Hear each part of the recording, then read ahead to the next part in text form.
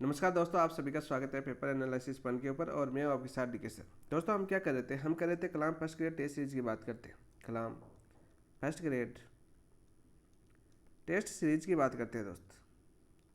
इस test series का जो सिलेबस था, यानी आपका जो पाठ्यक्रम था, सिलेबस की बात करें, इस सिलेबस का क्या करते दोस्तों, हम एनालिसिस कर रहे थे। क्या कर रहे थे दोस्तों, हम एनालिसिस यानी विश्लेषण कर रहे थे। दोस्तों इन विश्लेषण का आधार क्या था, इनका आधार था दोस्तों एमसीक्यू। ये एमसीक्यू उसी टाइप प्रकार होते हैं जिस प्रकार से कलाम की लाइब्रेरी बैच के अंदर आपका ऑफलाइन टेस्ट होता है। डेली आपको एक टारगेट दिया जाता है, फिर उस टारगेट का आपका टेस्ट होता है। ऐसे आपको 6 दिन तक तैयारी करवाई जाती है, फिर आपके 7 दिन आपका साप्ताहिक टेस्ट के रूप में जैसा आपका अपनी टेस्ट चल रही है वो टेस्ट होता है।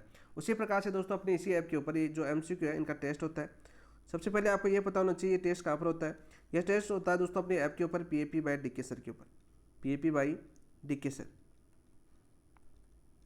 इस ऐप के ऊपर दोस्तों ये टेस्ट होता है। टेस्ट होने के बाद में दोस्तों इसका एनालिसिस होता है अपना यूट्यूब के ऊपर। एनालिसिस की बात करें, इस टेस्ट का हम विश्लेषण करते हैं, एनालिसिस करते हैं किसके ऊपर, यूट्यूब के ऊपर। साथ साथ अपनी इसी ऐप के ऊपर आपको एनालिसिस वीडियो मिलता है जहाँ पर ऐड का सामना नहीं करना पड़ता, एक सुविधा है आपकी। इस एनालिसिस के बाद में दोस्तों जो पीडीएफ है जो हम एनालिसिस करें, ये पीडीएफ भी कहाँ पर मिल रही है दोस्तों, इसी ऐप के ऊपर आपको पीडीएफ मिल रही है। इसी के ऊपर दोस्तों आपके 6 दिन तक आपके टेस्ट होते हैं टॉपिक वाइज। 6 दिन की बात कर लेता हूँ मैं। 6 दिन कैसे टेस्ट होते हैं, आपके टॉपिक वाइज टेस्ट होते हैं। जो आपके सिलेबस के अनुसार जो आपको शेड्यूल दे रखा है ना, कलाम लाइब्रेरी बैच का जो या कलाम टेस्ट सीरीज का जो सिलेबस है, शेड्यूल है, उसके अनुसार आपके 6 दिन तक टॉपिक वाइज टेस्ट होता है। फिर दोस्तों 7वें दिन आपका कौन सा होता है, एक साप्ताहिक टेस्ट होता है। साप्ताहिक टेस्ट होता है जो आप सभी जानते हो कौन सा टेस्ट होता है। तो इस प्रकार से आपको पूरी तैयारी करवाई जा रही है। जिस प्रकार से कलाम लाइब्रेरी बैच के अंदर आपको तैयारी करवाई जाती है, उसी प्रकार से यहाँ पर इस ऐप के माध्यम से आपको तैयारी करवाई जा रही है। साथ साथ जो भी आपको कंटेंट वगैरह है, आपका कंटेंट भी इसी ऐप के ऊपर अपलोड करवाया जा रहा है। कंटेंट के अंदर दोस्तों इसके ऊपर नोट्स भी डाले जाएंगे अभी, ठीक है। 100 नोट्स अभी डाल रहे हैं, नोट्स भी डाले जाएंगे। इसके अलावा दोस्तों आपकी जो ऑथेंटिक बुकें हैं, बुक आपकी लगभग फर्स्ट पेपर की बात करें तो लगभग आपकी ऑथेंटिक बुक आपकी इस ऐप के ऊपर अपलोड कर दी गई है, ठीक है, जैसे कि आपने देखा होगा। साथ साथ दोस्तों अपनी सुजस बुलेटिन की डेली टेस्ट होता है। डेली टेस्ट होता है आपके इसी ऐप के ऊपर, जो आप निःशुल्क दे सकते हैं। ऐसा नहीं है आपकी रोज़ आपके सुजस बुलेटिन की जैसे एक दिन पीछे अपना 1 दिन या 2 दिन पीछे अपने टेस्ट चल रहे हैं। सुजस बुलेटिन से जितने आपके इंपॉर्टेंट क्वेश्चन बन सकते हैं, सेकंड ग्रेड वाले दोस्तों के लिए तो राजस्थान का आता है, भारत के फर्स्ट ग्रेड की बात करते हैं उनके भारत और विश्व का दोनों का आता है, जिसको हम कलाम बुकलेट के माध्यम से कवर करेंगे, जिसमें भारत और विश्व का करंट अफेयर्स भी आपको पूरा कंप्लीट करवा दिया जाएगा दोस्तों। उसके बाद में आपका एक डाउट रहता है, सर जो आप एमसीक्यू करवा रहे हो वो एमसीक्यू का आधार क्या है। दूसरा डाउट आपका क्या है दोस्तों, इन एमसीक्यू का आधार क्या है। दोस्तों इन एमसीक्यू का सबसे पहले हमारा एक टारगेट है कलाम बुकलेट। पहला तो हमारा टारगेट क्या है, कलाम बुकलेट की प्रत्येक लाइन कवर करना। अब देखो कलाम बुकलेट की बात करें, प्रत्येक लाइन कवर करें, तो आप सभी को पता है आपका जो पेपर है वो कलाम बुकलेट से बाहर नहीं जाने वाला। चाहे ऑथेंटिक बुक्स की बात करें तो कलाम बुकलेट आपकी ऑथेंटिक बुक की कॉपी पेस्ट बुकलेट होती है।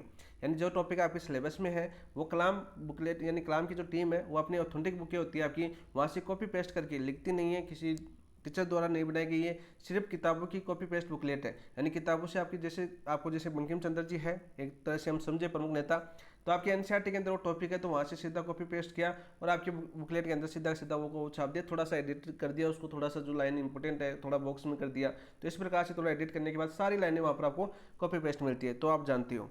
दूसरा दोस्तों हमने आधार माना अपना एनसीईआरटी को आधार माना है, और प्लस आपके हिंदी गणित अकादमी, हिंदी ग्रंथ अकादमी। जैसे हम ज्योग्राफी की बात करें, आपकी राजस्थान की ज्योग्राफी हम कर रहे हैं, तो राजस्थान ज्योग्राफी के अंदर हिंदी ग्रंथ अकादमी हमने हरिमोहन सक्सेना का हमने साथ लिया है। हरिमोहन सक्सेना साथ साथ एनसीईआरटी साथ ही कलाम बुकलेट को आपको कवर करवाया जा रहा है।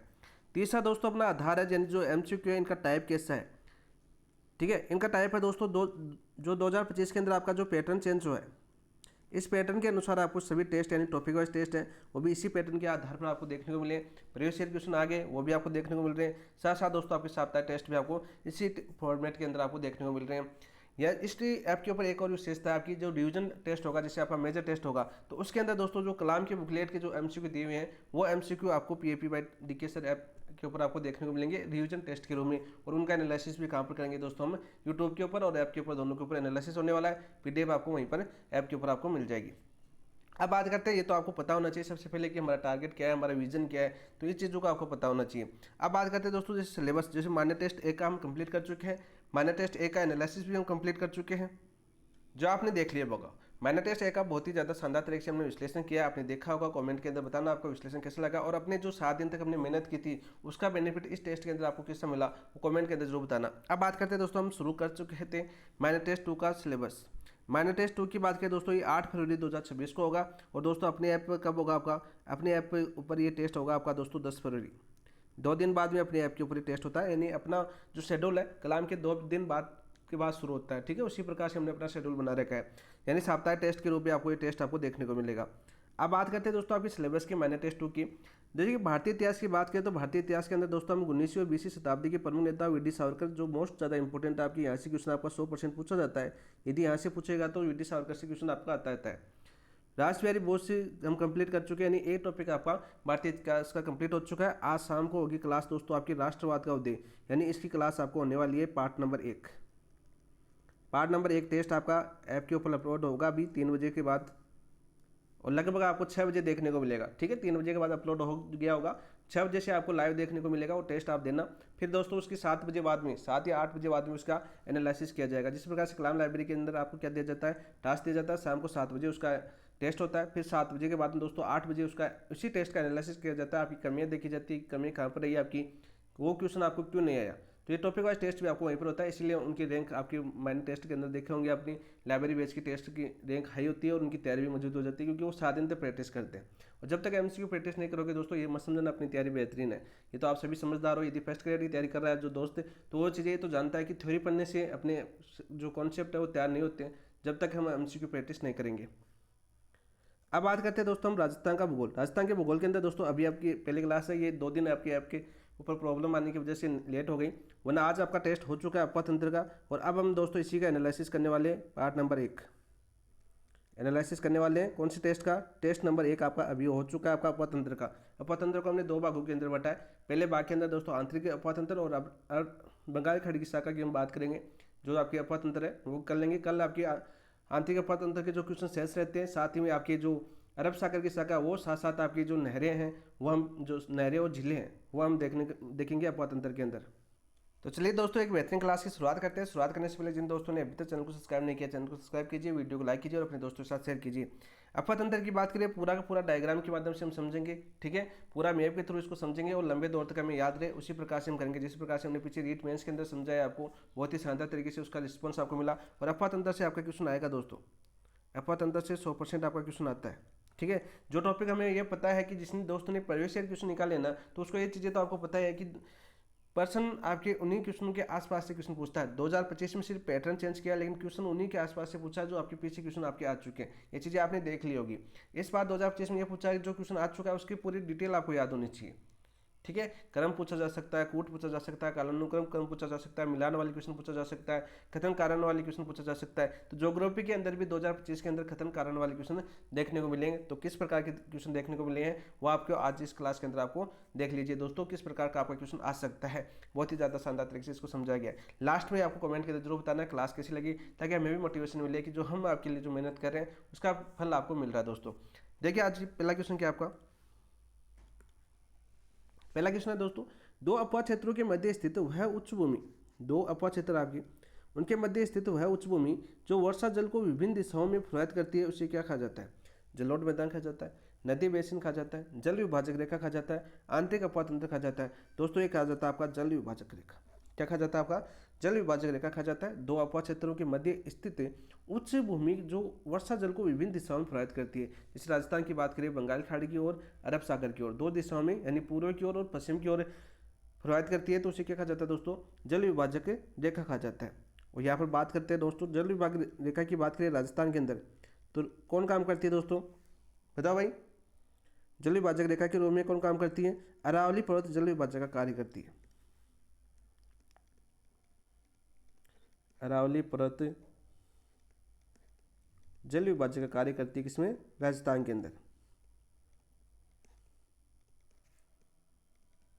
कार्य करती है। आपने भारतीय जब ज्योग्राफी पढ़ते हो तो भारतीय ज्योग्राफी में अपवा तंत्र पढ़ते हो, तो यहाँ पर बात आती है आपकी अरावली की जल विभाजक की। तो 2 नदियाँ लिखी जाती है आपकी, जैसे एक तो अरब सागर की नदी मान सकते हो आप, लूणी व बनास, एग्जाम्पल के तौर पर देख सकते हो दोस्तों। यानी 2 दिशाओं के अंदर है, एक लूणी आपकी अरब सागर में गिरती है, बनास आपकी बंगाल खाड़ी से यानी चंबल के अंदर जाके मिलती है दोस्तों। वहीं बात करें दोस्तों अन्य ऑप्शनों की, जैसे आपको दे रखा है आंतरिक अपवा तंत्र, वह क्षेत्र जिसकी नदियाँ जिसमें नदियाँ अपना जल समुद्र में नहीं डालती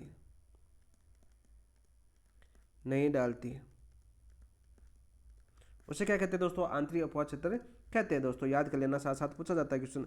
यहाँ पर नोट लगा के एक चीज़ और याद कर लेना कि नदी एक विशिष्ट क्षेत्र से अपना जल बाहर कर लाती है। नदी अपना जल विशिष्ट क्षेत्र से बहा कर लाती है, विशिष्ट क्षेत्र से बहाकर लाती है, बहाकर लाती है दोस्तों, जिसे जल ग्रहण कहते हैं। जिसे क्या कहते हैं दोस्तों? जल ग्रहण कहते हैं।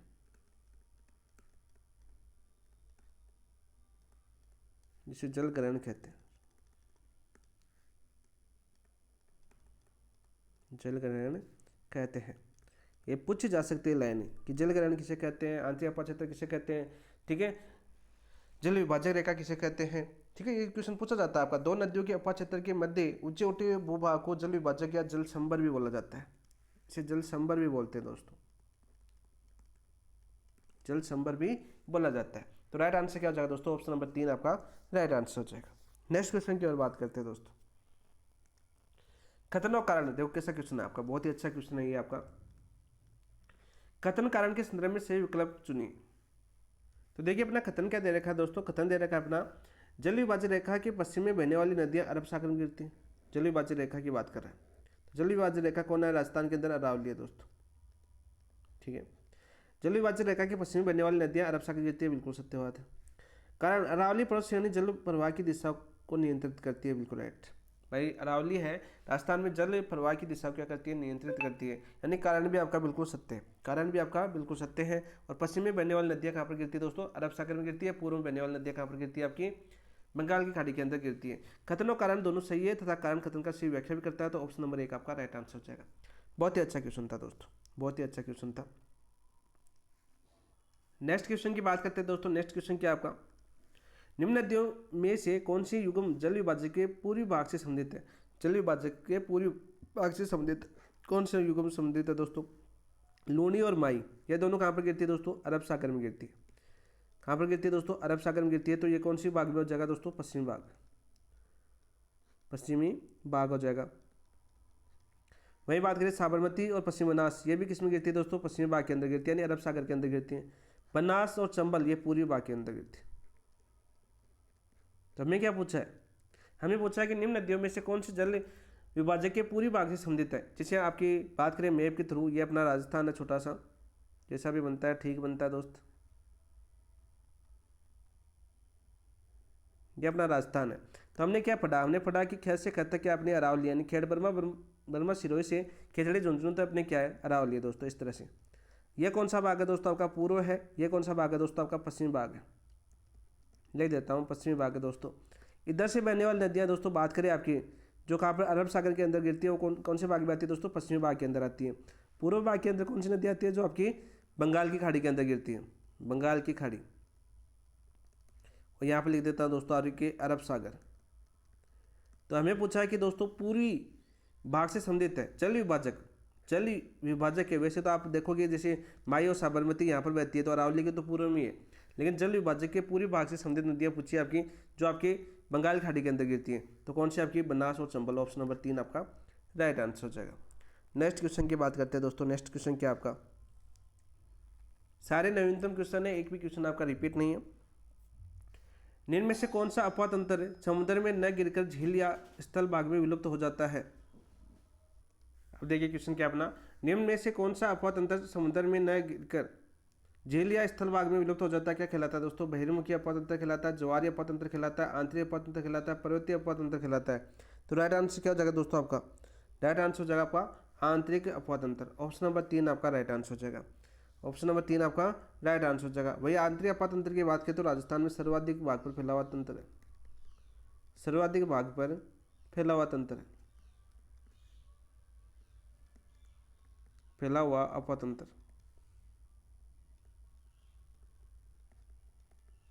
कौन सा आपका? आंतरिक अपवाद तंत्र। कितने प्रतिशत भाग पर है बात करें तो 60% भाग पर आंतरिक अपवाद तंत्र फैला हुआ है।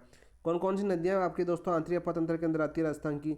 ये बात करें हम, तो यहाँ से बार बार क्वेश्चन पूछ लिया जाता है आपका। तो सबसे पहले आती है दोस्तों आपकी गगन नदी। आंतरिक अपर तंत्र की सबसे लंबी नदी कौन सी है दोस्तों? गगन नदी है। देखो विशेषता भी साथ साथ याद कीजिए। दूसरी बात करते हैं दोस्तों आपकी किसी कातली नदी की। आंतरिक अपर तंत्र की पूर्णतः भाव की दृष्टि से सबसे लंबी नदी कौन सी है दोस्तों? कातली नदी, जो आपकी खंडेला से मंडरेला झुंझुनू तक बहती है दोस्तों। तीसरे आप आंतरिक अपर तंत्र की बात करें तो दोस्तों आपकी मेथा मान सकते हैं या सांबर अपर तंत्र ले सकते हो आप। सांबर अपर तंत्र ये किसके अंदर आता है दोस्तों? सांबर अपातंत्र भी आपके आंतरिक अपातंत्र का ही भाग है दोस्तों। ये देखिए आज सांबर के अंदर जैसे नदियां बात करें तो रूपनगढ़ आ जाएगी आपकी, ठीक है। खंडेल आ जाएगी दोस्तों आपकी, कौन सी आ जाएगी? खंडेल या खंडेला भी बोलते हैं इसको, खंडेल या खंडेला, ठीक है। इसके बाद में बात करें जैसे आपकी छठी आ जाएगी दोस्तों आपकी काकने नदी। काकने को उपनाम की बात करें मसूरदी के नाम से जाना जाता है। साबी नदी भी आ जाएगी और आपकी रूपारेल नदी आ जाएगी दोस्तों। चौद्यनाथ पहाड़ी अरवल से निकलती है। 7 और 8 नदी आपकी हो जाएगी, जो आपके आंतरिक अपातंत्र की नदियां हैं, जो मुख्य रूप से आपके एग्जाम में बार बार पूछी जाती है। तो हमें क्या पूछा है? हमें पूछा है कि निम्न में से कौन सा अपातंत्र समुद्र में न गिर गए, झील या स्थल भाग में विलुप्त हो जाता है, वो क्या कहलाता है दोस्तों? आपके आंतरिक अपातंत्र कहलाता है। ऑप्शन नंबर 3 आपका राइट आंसर हो जाएगा। क्या हो जाएगा? Option number 3। नेक्स्ट क्वेश्चन की बात करते हैं दोस्तों। निम्न में से कौन सा कथन असत्य है? इनमें से कौन सा कथन असत्य है? तो बात करें दोस्तों कौन सा कथन असत्य है, तो यहाँ पर दे रखा है आंतरिक अपातंत्र का क्षेत्र सर्वाधिक है। आंतरिक अपातंत्र का क्षेत्र सर्वाधिक है, बिल्कुल 60% भाग पर आंतरिक अपातंत्र राजस्थान में फैला हुआ है। बंगाल की खाड़ी का अपातंत्र तंत्र का क्षेत्र अरब सागरीय क्षेत्र से अधिक है। तो बंगाल की खाड़ी का अपातंत्र कितना है दोस्तों? आपका 23% भाग पर फैली हुई है। कितने परसेंट पर? 23% भाग पर फैली हुई है। तो अरब सागरीय अपतंत्र कितना है दोस्तों? राजस्थान का 17% भाग पर अरब सागरीय अपतंत्र आपका फैला हुआ है। तो हमें क्या पूछा है? बंगाल खाड़ी का अपतंत्र अरब सागरीय क्षेत्र से अधिक है, तो बिल्कुल राइट। ये 23% है, ये 17% है, तो ऑटोमेटिक अधिक हो जाएगा, बिल्कुल सत्य। अरब सागरीय अपतंत्र का क्षेत्र 23% है? नहीं दोस्तों, अरब सागरीय अपतंत्र 23% नहीं है, आपका 17% है। कितना है दोस्तों? 17% है। आंतरिक अपतंत्र का क्षेत्र 60% है, बिल्कुल राइट, बिल्कुल सत्य बात है। तो हमें क्या पूछा है? सत्य कथन, तो ऑप्शन नंबर 3 आपका राइट आंसर हो जाएगा। क्या हो जाएगा दोस्तों? आपका ऑप्शन नंबर 3 आपका राइट आंसर हो जाएगा। नेक्स्ट क्वेश्चन की बात करते हैं दोस्तों। नेक्स्ट क्वेश्चन क्या आपका? देखिए, राजस्थान के अपतंत्र के क्षेत्रीय प्रतिशत के संदर्भ में सही अवरोही क्रम कौन सा है?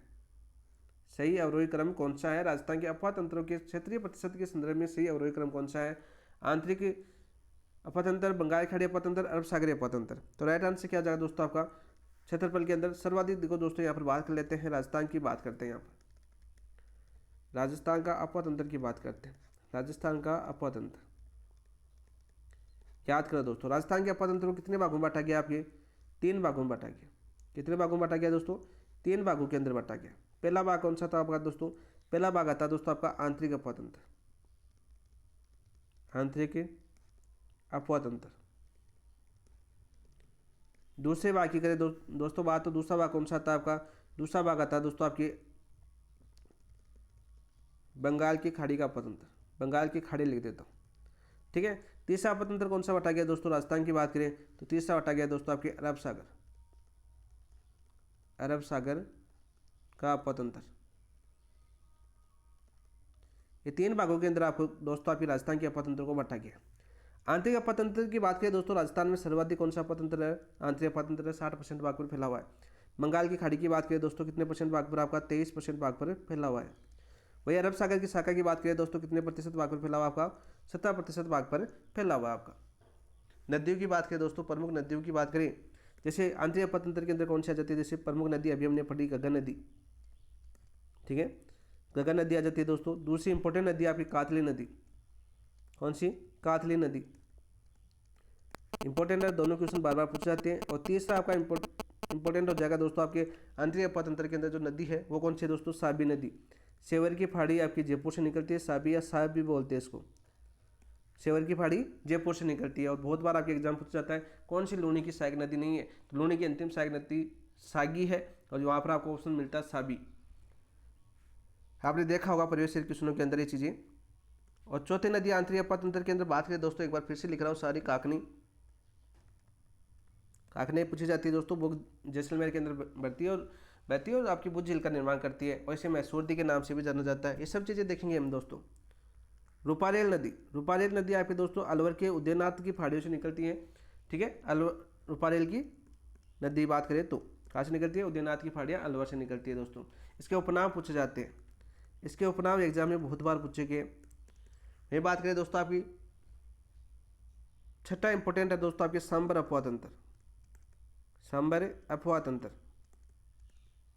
तो याद कर लें दोस्तों, आंतरिक अपवाह तंत्र की बात करें तो गंगा नदी, कातली नदी, साबी साबी, काकनी नदी या रूपाली नदी, साबर अपवाह तंत्र की बात करें तो ये आपके आंतरिक अपवाह तंत्र की नदियां है दोस्तों। बंगाल की खाड़ी की बात करें दोस्तों तो सबसे ज़्यादा इंपॉर्टेंट नदी आती है दोस्तों सबसे पहले चंबल, और चंबल की साई नदी। राजस्थान में सबसे लंबी नदी कौन सी है? चंबल ही है दोस्तों।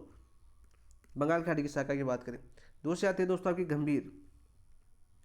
दोस्तों एक तो गंभीर नदी है, एक गंभीरी नदी है। गंभीर नदी आपकी कहाँ से निकलती है? सपोटरा करौली से निकलती है दोस्तों। ये कुंडला महावीर से निकलने वाली नदी कौन सी है? गंभीर नदी है। राजस्थान को 2 बार काटती है ये नदी, 2 बार यूपी में प्रवेश करती है, ठीक है। जैसे यूपी में प्रवेश की, वापस राजस्थान में आई, फिर वापस यूपी के अंदर प्रवेश की। ये सब क्वेश्चन पूछे जाते हैं आपके एग्जाम के अंदर। वही बात करें दोस्तों, जैसे बनास चंबल की सहायक नदी है। सबसे तंत्र सबसे ज़्यादा ग्रहण करने वाले क्षेत्र कौन सा आपका दोस्तों? बनास। और मोस्ट इंपोर्टेंट नदी आपकी नदियों के अंदर बात करें तो बहुत बार ऐसे क्वेश्चन पूछा जाता है। इसके अलावा दोस्तों आपकी चौथी नदी आती है जो इंपोर्टेंट है, बाणगंगा। और इसी को यहीं पर नोट लगा के याद कर लेना, वर्तमान परिदृश्य से आंतरिक अपवाह तंत्र का भाग है। वर्तमान में नहीं है दोस्तों, वर्तमान में नहीं, क्योंकि आज तक इसका जल आपका यमुना तक नहीं पहुंच रहा है, ठीक है। क्योंकि बजरी माफियों ने बीच में क्या कर दिया? नदी क्षेत्र को खोद दिया, ठीक है। इस तरह से हम समझ सकते हैं। अरब सागर की अपवाह तंत्र की बात करें तो मोस्ट इंपोर्टेंट मानता हूं मैं इसको, और इसके अंदर 2 प्रकार से क्वेश्चन पूछ जाते हैं। देखो मैं क्यों बता रहा हूँ इन चीज़ों को, ताकि आपको ये पता चले क्वेश्चन किस प्रकार से पूछा जाता है। अरब सागर के अपवाह तंत्र को दोस्तों 2 भागों के अंदर बांटा गया है। कितने भागों के अंदर? 2 भागों के अंदर। कौन कौन से 2 भाग? एक तो दोस्तों खंबाती खाड़ी, खंबाती खाड़ी, सॉरी उधर लिखता हूँ खंबाती खाड़ी ताकि आपको क्रम भी यहाँ पर याद करवा सकूँ। यहाँ पर आता है दोस्तों कच्छ का मैदान, कच्छ का मैदान। और दूसरा दोस्तों खंबाती खाड़ी। अब देखो मैंने सही लिखा था पहले, ऐसा मैं समझना खंबाती खाड़ी पहले लिखी फिर दोबारा क्यों लिखा, क्योंकि मैं आपको उत्तर से दक्षिण का क्रम पूछा जाता है यहाँ से। खंबात खाड़ी, तो दोस्तों यहाँ पर देखो कच्छ के रण में पहली नदी गिरती है आपकी लूणी। कौन सी गिरती है दोस्तों? लूणी। दूसरी गिरती है दोस्तों आपकी पश्चिमी बनास। लूणी आपकी आप सभी को पता है नागपाड़ से निकलती है 2 धाराओं के रूप में, सागरमती और सरस्वती। सरस्वती पुष्कर से आती है, सागरमती नागपाड़ से आती है। और देवगढ़ के अंदर आपकी बात करें जो अजमेर है वहाँ पर किस में आगे नदी क्या कहलाती है? लूणी कहलाती है। पश्चिमी बनास की बात करें दोस्तों, पश्चिमी बनास आपकी नवसनवाड़ा सिरोही से निकलती है। उत्तर से दक्षिण क्रम भी याद पूछा जाता है। फिर दोस्तों आपकी साबरमती, साबरमती खंबाती खाड़ी के अंदर गिरती है, तीसरी नदी। और चौथी नदी आती है दोस्तों आपकी माई। ये कोटड़ा आपकी कहाँ से निकलती है दोस्तों? उदयपुर से निकलती है। कौन सी? साबरमती। वैतरक, सेई, याचम, ये किसकी सहायक नदी है दोस्तों? साबरमती की। अभी सारी नदियाँ पढ़ेंगे। अभी माई नदी की बात करें तो माई आपके मध्य प्रदेश की महन झील से निकलती है और खादूगांव बांसवाड़ा से प्रवेश करती है और उल्टे यू आकार की होती है। ये सारी नदियाँ बात करें उत्तर से दक्षिण क्रम याद कर लेना इसका, उत्तर से दक्षिण क्रम किसका दोस्तों? अरब सागर। लूणी, पश्चिम बनास, साबरमती और माई। लूणी, पश्चिम बनास, साबरमती और माई, ये उत्तर से दक्षिण क्रम है दोस्तों। बहुत बार आपके एग्जाम पूछा कि अरब सागरीय अपवाह तंत्र का उत्तर से दक्षिण क्रम बताइए। तो 4 नदियाँ दोस्तों, लूणी, पश्चिम बनास, साबरमती और माई, ये नदियाँ हम पढ़ने वाले हैं। बस यहाँ से आपका क्वेश्चन बार बार आता है, तो ये क्वेश्चन आपको याद भी करवाएंगे किस प्रकार से आप याद करते हो, कौन से इनकी सहायक नदियाँ और किस प्रकार से क्वेश्चन आपके एग्जाम में पूछे गए। 2025 में इन नदियों से संबंधित क्या पैटर्न रहा, तो ये पैटर्न आपको इस क्लास के अंदर आपको देखने को मिलेगा। तो चलिए दोस्तों अगला क्वेश्चन देखते हैं। अपना क्वेश्चन क्या था? सबसे पहले क्वेश्चन पर आते हैं। तो हमें पूछा था कि अवरोही क्रम पूछा था कि सबसे ज़्यादा कौन सा है, तो आंतरिक अपवाह तंत्र सबसे ज़्यादा 60%, बंगाल की खाड़ी 23%, अरब सागर 17%। याद हो गया होगा आपको। नेक्स्ट क्वेश्चन की बात करते हैं, पूरा समझ में आ गया होगा। बात करें राजस्थान का अपवाह तंत्र, यहाँ पर यदि ये टॉपिक याद हो गया आपको, ठीक है, ये पॉइंट आपको याद हो गया तो आपको 40% नदियाँ याद हो चुकी है। कितने परसेंट? 40% नदियाँ आपको याद हो चुकी है, ठीक है। ये आपका कनेक्ट होता है एक दूसरे टॉपिक से। नेक्स्ट क्वेश्चन की बात करते हैं। आप देखो बात करते हैं सबसे पहले आंतरिक अपवाह तंत्र की बात करते हैं। देखिए अपना क्वेश्चन क्या है? गगन नदी का उद्गम स्थल किस भौगोलिक इकाई से संबंधित है? गगन नदी का उद्गम स्थल किस भौगोलिक इकाई से संबंधित है? मध्य हिमालय, शिवालिक श्रेणी की कालका पहाड़ी, धौलाधार श्रेणी, सतलुज घाटी। तो राइट आंसर क्या हो जाएगा दोस्तों आपका? राइट आंसर हो जाएगा आपका शिवालिक की श्रेणी की कालका पहाड़ी से उद्गम होता है। तो ऑप्शन नंबर 1 आपका, सॉरी ऑप्शन नंबर 2 आपका राइट आंसर हो जाएगा। बात करते हैं दोस्तों सबसे पहले ये अपना राजस्थान है, क्या अपना राजस्थान उत्तरी। यहाँ पर दोस्तों को पहाड़ियाँ हैं, कौन सी? शिवालिक की पहाड़ियाँ। कौन सी पहाड़ियाँ आपकी?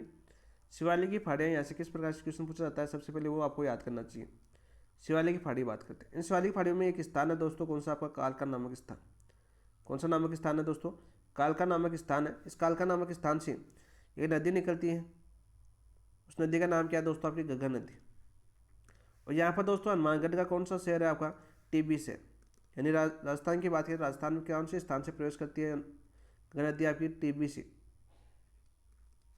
टीबी से राजस्थान में प्रवेश करती है दोस्तों। टीबी से राजस्थान में प्रवेश करने के बाद हनुमानगढ़ के भटनेर, हनुमानगढ़ के भटनेर, गंगानगर के सूरतगढ़, गंगानगर के सूरतगढ़, थोड़ा मोटा लिख देता हूँ काफ़ी दोस्तों के मैसेज आएंगे फिर, चलो इसको बड़ा कर लेते हैं, बड़ा कर लेते हैं।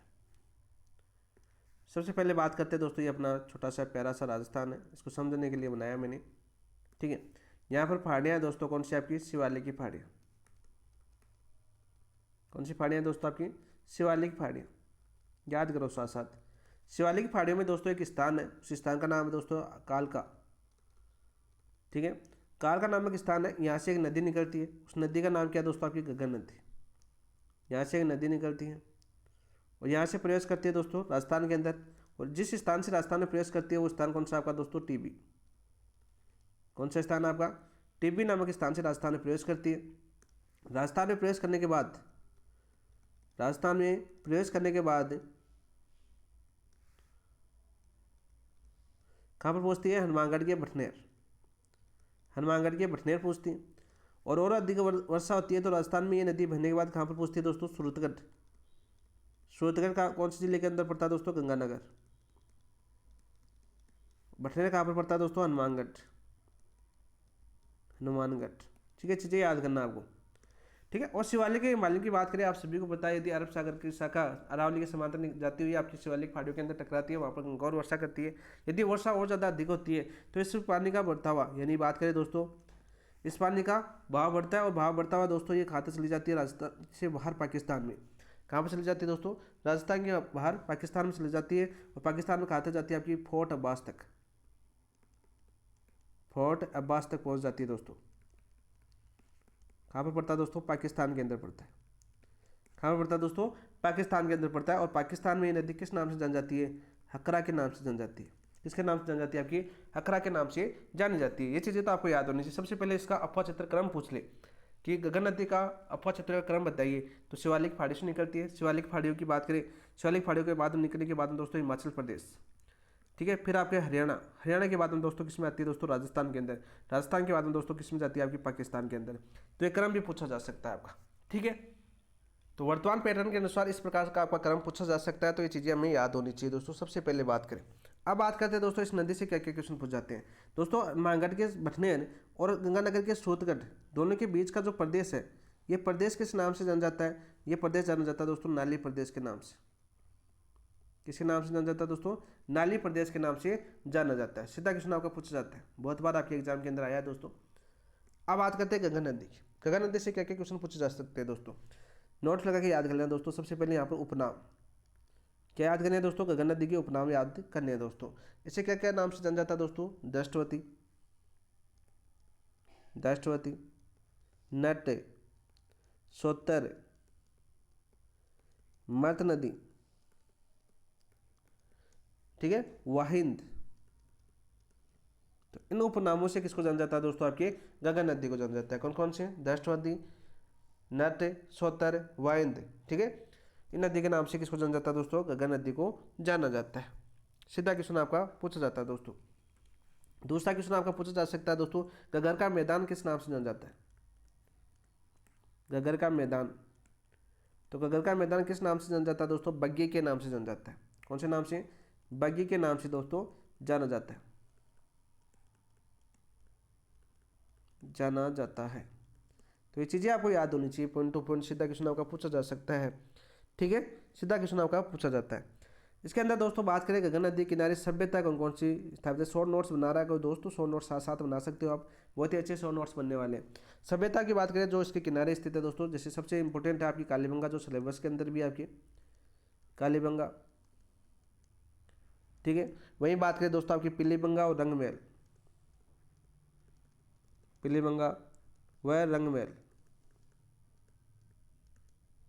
तो किसमें स्थित है दोस्तों, आपके सभ्यताओं की बात करें तो आपके गंगा नदी किनारे स्थित है। सीधा क्वेश्चन आपका पूछा जाता है दोस्तों। नाली प्रदेश के नाम से भी जाना जाता है, ठीक है। सीधा क्वेश्चन पूछा जाता है। इसके अलावा दोस्तों एक नोट लगा के याद कर लेना, नोट लगा के याद करना आपको, ये वैदिक कालीन सरस्वती या चौतांगी के स्थान पर बहती है, इसलिए इसे मर्त नदी भी कहा जाता है। इसको मर्त नदी क्यों कहा जाता है? जैसे हमने तीसरा उपनाम पढ़ा, चौथा वैदिक कालीन सरस्वती, वैदिक कालीन सरस्वती या चौतांगी के स्थान पर बहती है, स्थान पर बहती है, इसलिए इसे क्या बोला जाता है दोस्तों? इसलिए इसे मर्त नदी के नाम से जाना जाता है, इसलिए इसे मर्त नदी भी कहते हैं। तो खतरनाक आधारित क्वेश्चन पूछा जा सकता है, विशेषताओं से क्वेश्चन पूछा जा सकता है, ये चीज़ें आपको याद होनी चाहिए। दूसरा इसे बात करें दोस्तों, गंगा नदी एकमात्र ऐसी नदी है जिसका उल्लेख ऋग्वेद में मिलता है। इसका उल्लेख किसमें मिलता है दोस्तों? गंगा नदी का उल्लेख की बात करें तो ऋग्वेद में मिलता है दोस्तों। सरस्वती के नाम से ऋग्वेद में बहती थी, ये तो आपने पता।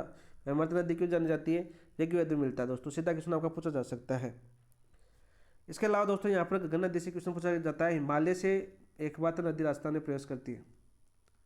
हिमालय से एकमात्र नदी कौन सी है? गंगा नदी, जो आपके राजस्थान के अंदर प्रवेश करती है दोस्तों। इसके अलावा दोस्तों नोट के अंदर ये चीज़ें भी याद करना है, साथ साथ आंतरिक अपतंत्र की सबसे लंबी नदी, लंबी नदी किसमें दोस्तों? आंतरिक अपतंत्र में, आंतरिक अपतंत्र में कौन सी है? गंगा नदी है दोस्तों। नोट याद करना दोस्तों, ये आपकी नदियां हनुमानगढ़ और गंगानगर के अंदर अपनी धाराओं के रूप में बहती है, इस कारण दोस्तों इसके राजस्थान का शोक बोलते हैं, राजस्थान का शोक। कौन सी नदी को बोलते हैं दोस्तों? गंगा नदी को बोला जाता है। तो ये क्वेश्चन आपके आज तक पूछे जा चुके हैं, सारे के सारे जितने क्वेश्चन इंपॉर्टेंट बन सकते थे वो सारे मैंने आपको एक साथ करवाने का प्रयास किया है, ताकि आपको अच्छे से याद हो पॉइंट टू पॉइंट। तो बात करते हैं दोस्तों, हमें पूछा गया कि गंगा नदी का उद्गम स्थल किस भौगोलिक इकाई से संबंधित है? तो शिवालिक श्रेणी की कालका नामक पहाड़ी से आपका गंगा नदी निकलती है, हिमाचल या हरियाणा में बहने के बाद राजस्थान के टिब्बी नामक स्थान से राजस्थान में प्रवेश करती है, बटनेर और गंगानगर के सूतगढ़ में बहने के बाद ये और ज़्यादा बाढ़ की स्थिति में पाकिस्तान के फोर्ट अब्बास तक जाती है। सूतगढ़ और बटनेर के बीच जो क्षेत्र है वो आपका नाली प्रदेश के नाम से जाना जाता है, और पाकिस्तान के नाम अंदर इसको हकरा के नाम से जाना जाता है। और जो इसका अपवा क्षेत्र है दोस्तों, जो मैदान है इसका गंगा नदी का, वो किसके नाम से जाना जाता है? आपका बग्गी के नाम से जाना जाता है। उपनाम की बात करें दोस्तों, इसके दष्टवती, नट, सोतर, मर्त नदी के आदि के नाम से जाना जाता है। वैदिक कालीन सरस्वती या चौतांगी नदी के स्थान पर बहती है, इसलिए इसे मर्त नदी कहते हैं। एकमात्र ऐसी नदी है जिसका उल्लेख ऋग्वेद के अंदर मिलता है। राजस्थान के आंतरिक अपतंत्र की सबसे लंबी नदी है, ठीक है। हिमालय से राजस्थान में बहने वाली एक नदी कौन सी है? गंगा नदी। और राजस्थान का शोक आ जाता है क्योंकि हनुमानगढ़ और गंगानगर के अंदर अपनी धाराओं के रूप में बहती है, इसी कारण इसे बाढ़ की स्थिति बनी रहती है, इसलिए इसे राजस्थान का शोक भी कहा जाता है। तो ये पूरा इंपॉर्टेंट क्वेश्चन थे, गंगा नदी से जितने बन सकते थे, यहाँ से बाहर एक भी क्वेश्चन नहीं बनेगा। तो राइट आंसर हो जाएगा आपका ऑप्शन नंबर 2। अब देखिए दोस्तों, नेक्स्ट क्वेश्चन की बात करते हैं। नेक्स्ट क्वेश्चन क्या है आपका? गंगा नदी पाकिस्तान में विस्तृत आपात क्षेत्र को किस नाम से जाना जाता है? नाली प्रदेश, सकरा प्रदेश, सरस्वती या बग्गी? क्वेश्चन आपके प्रदेश से पूछे गए तो अखरा के नाम से जाना जाता है। देखो हमने एक साथ ही पूरी व्याख्या कर ली, तो ऑप्शन नंबर 3 आपका राइट आंसर हो जाएगा। नाली आपका गंगानगर के सूतगढ़, दोबारा योजना करवा देता हूँ, गंगानगर के सूतगढ़ व हनुमानगढ़ के बटनेर के बीच का क्षेत्र, हनुमानगढ़ के बटनेर के बीच का क्षेत्र।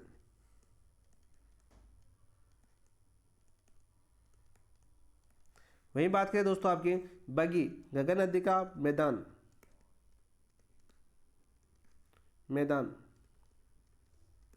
किस नाम से जाता है दोस्तों? बग्गी के नाम से जाता है। सरस्वती प्राचीन नदी स्थान पर बहती है।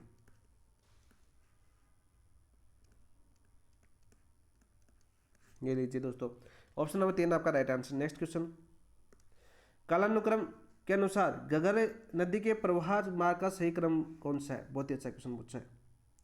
अब आपको मैंने अभी बताया था कि घग्गर नदी का प्रवाह मार्ग का सही क्रम बताया दोस्तों। देखो सबसे पहले राजस्थान में प्रवेश करती है टीबी टीबी के बाद में दोस्तों हनुमानगढ़ के बटनेर जाती है, अनूपगढ़ जाती है और फिर पाकिस्तान पहुंच जाती है।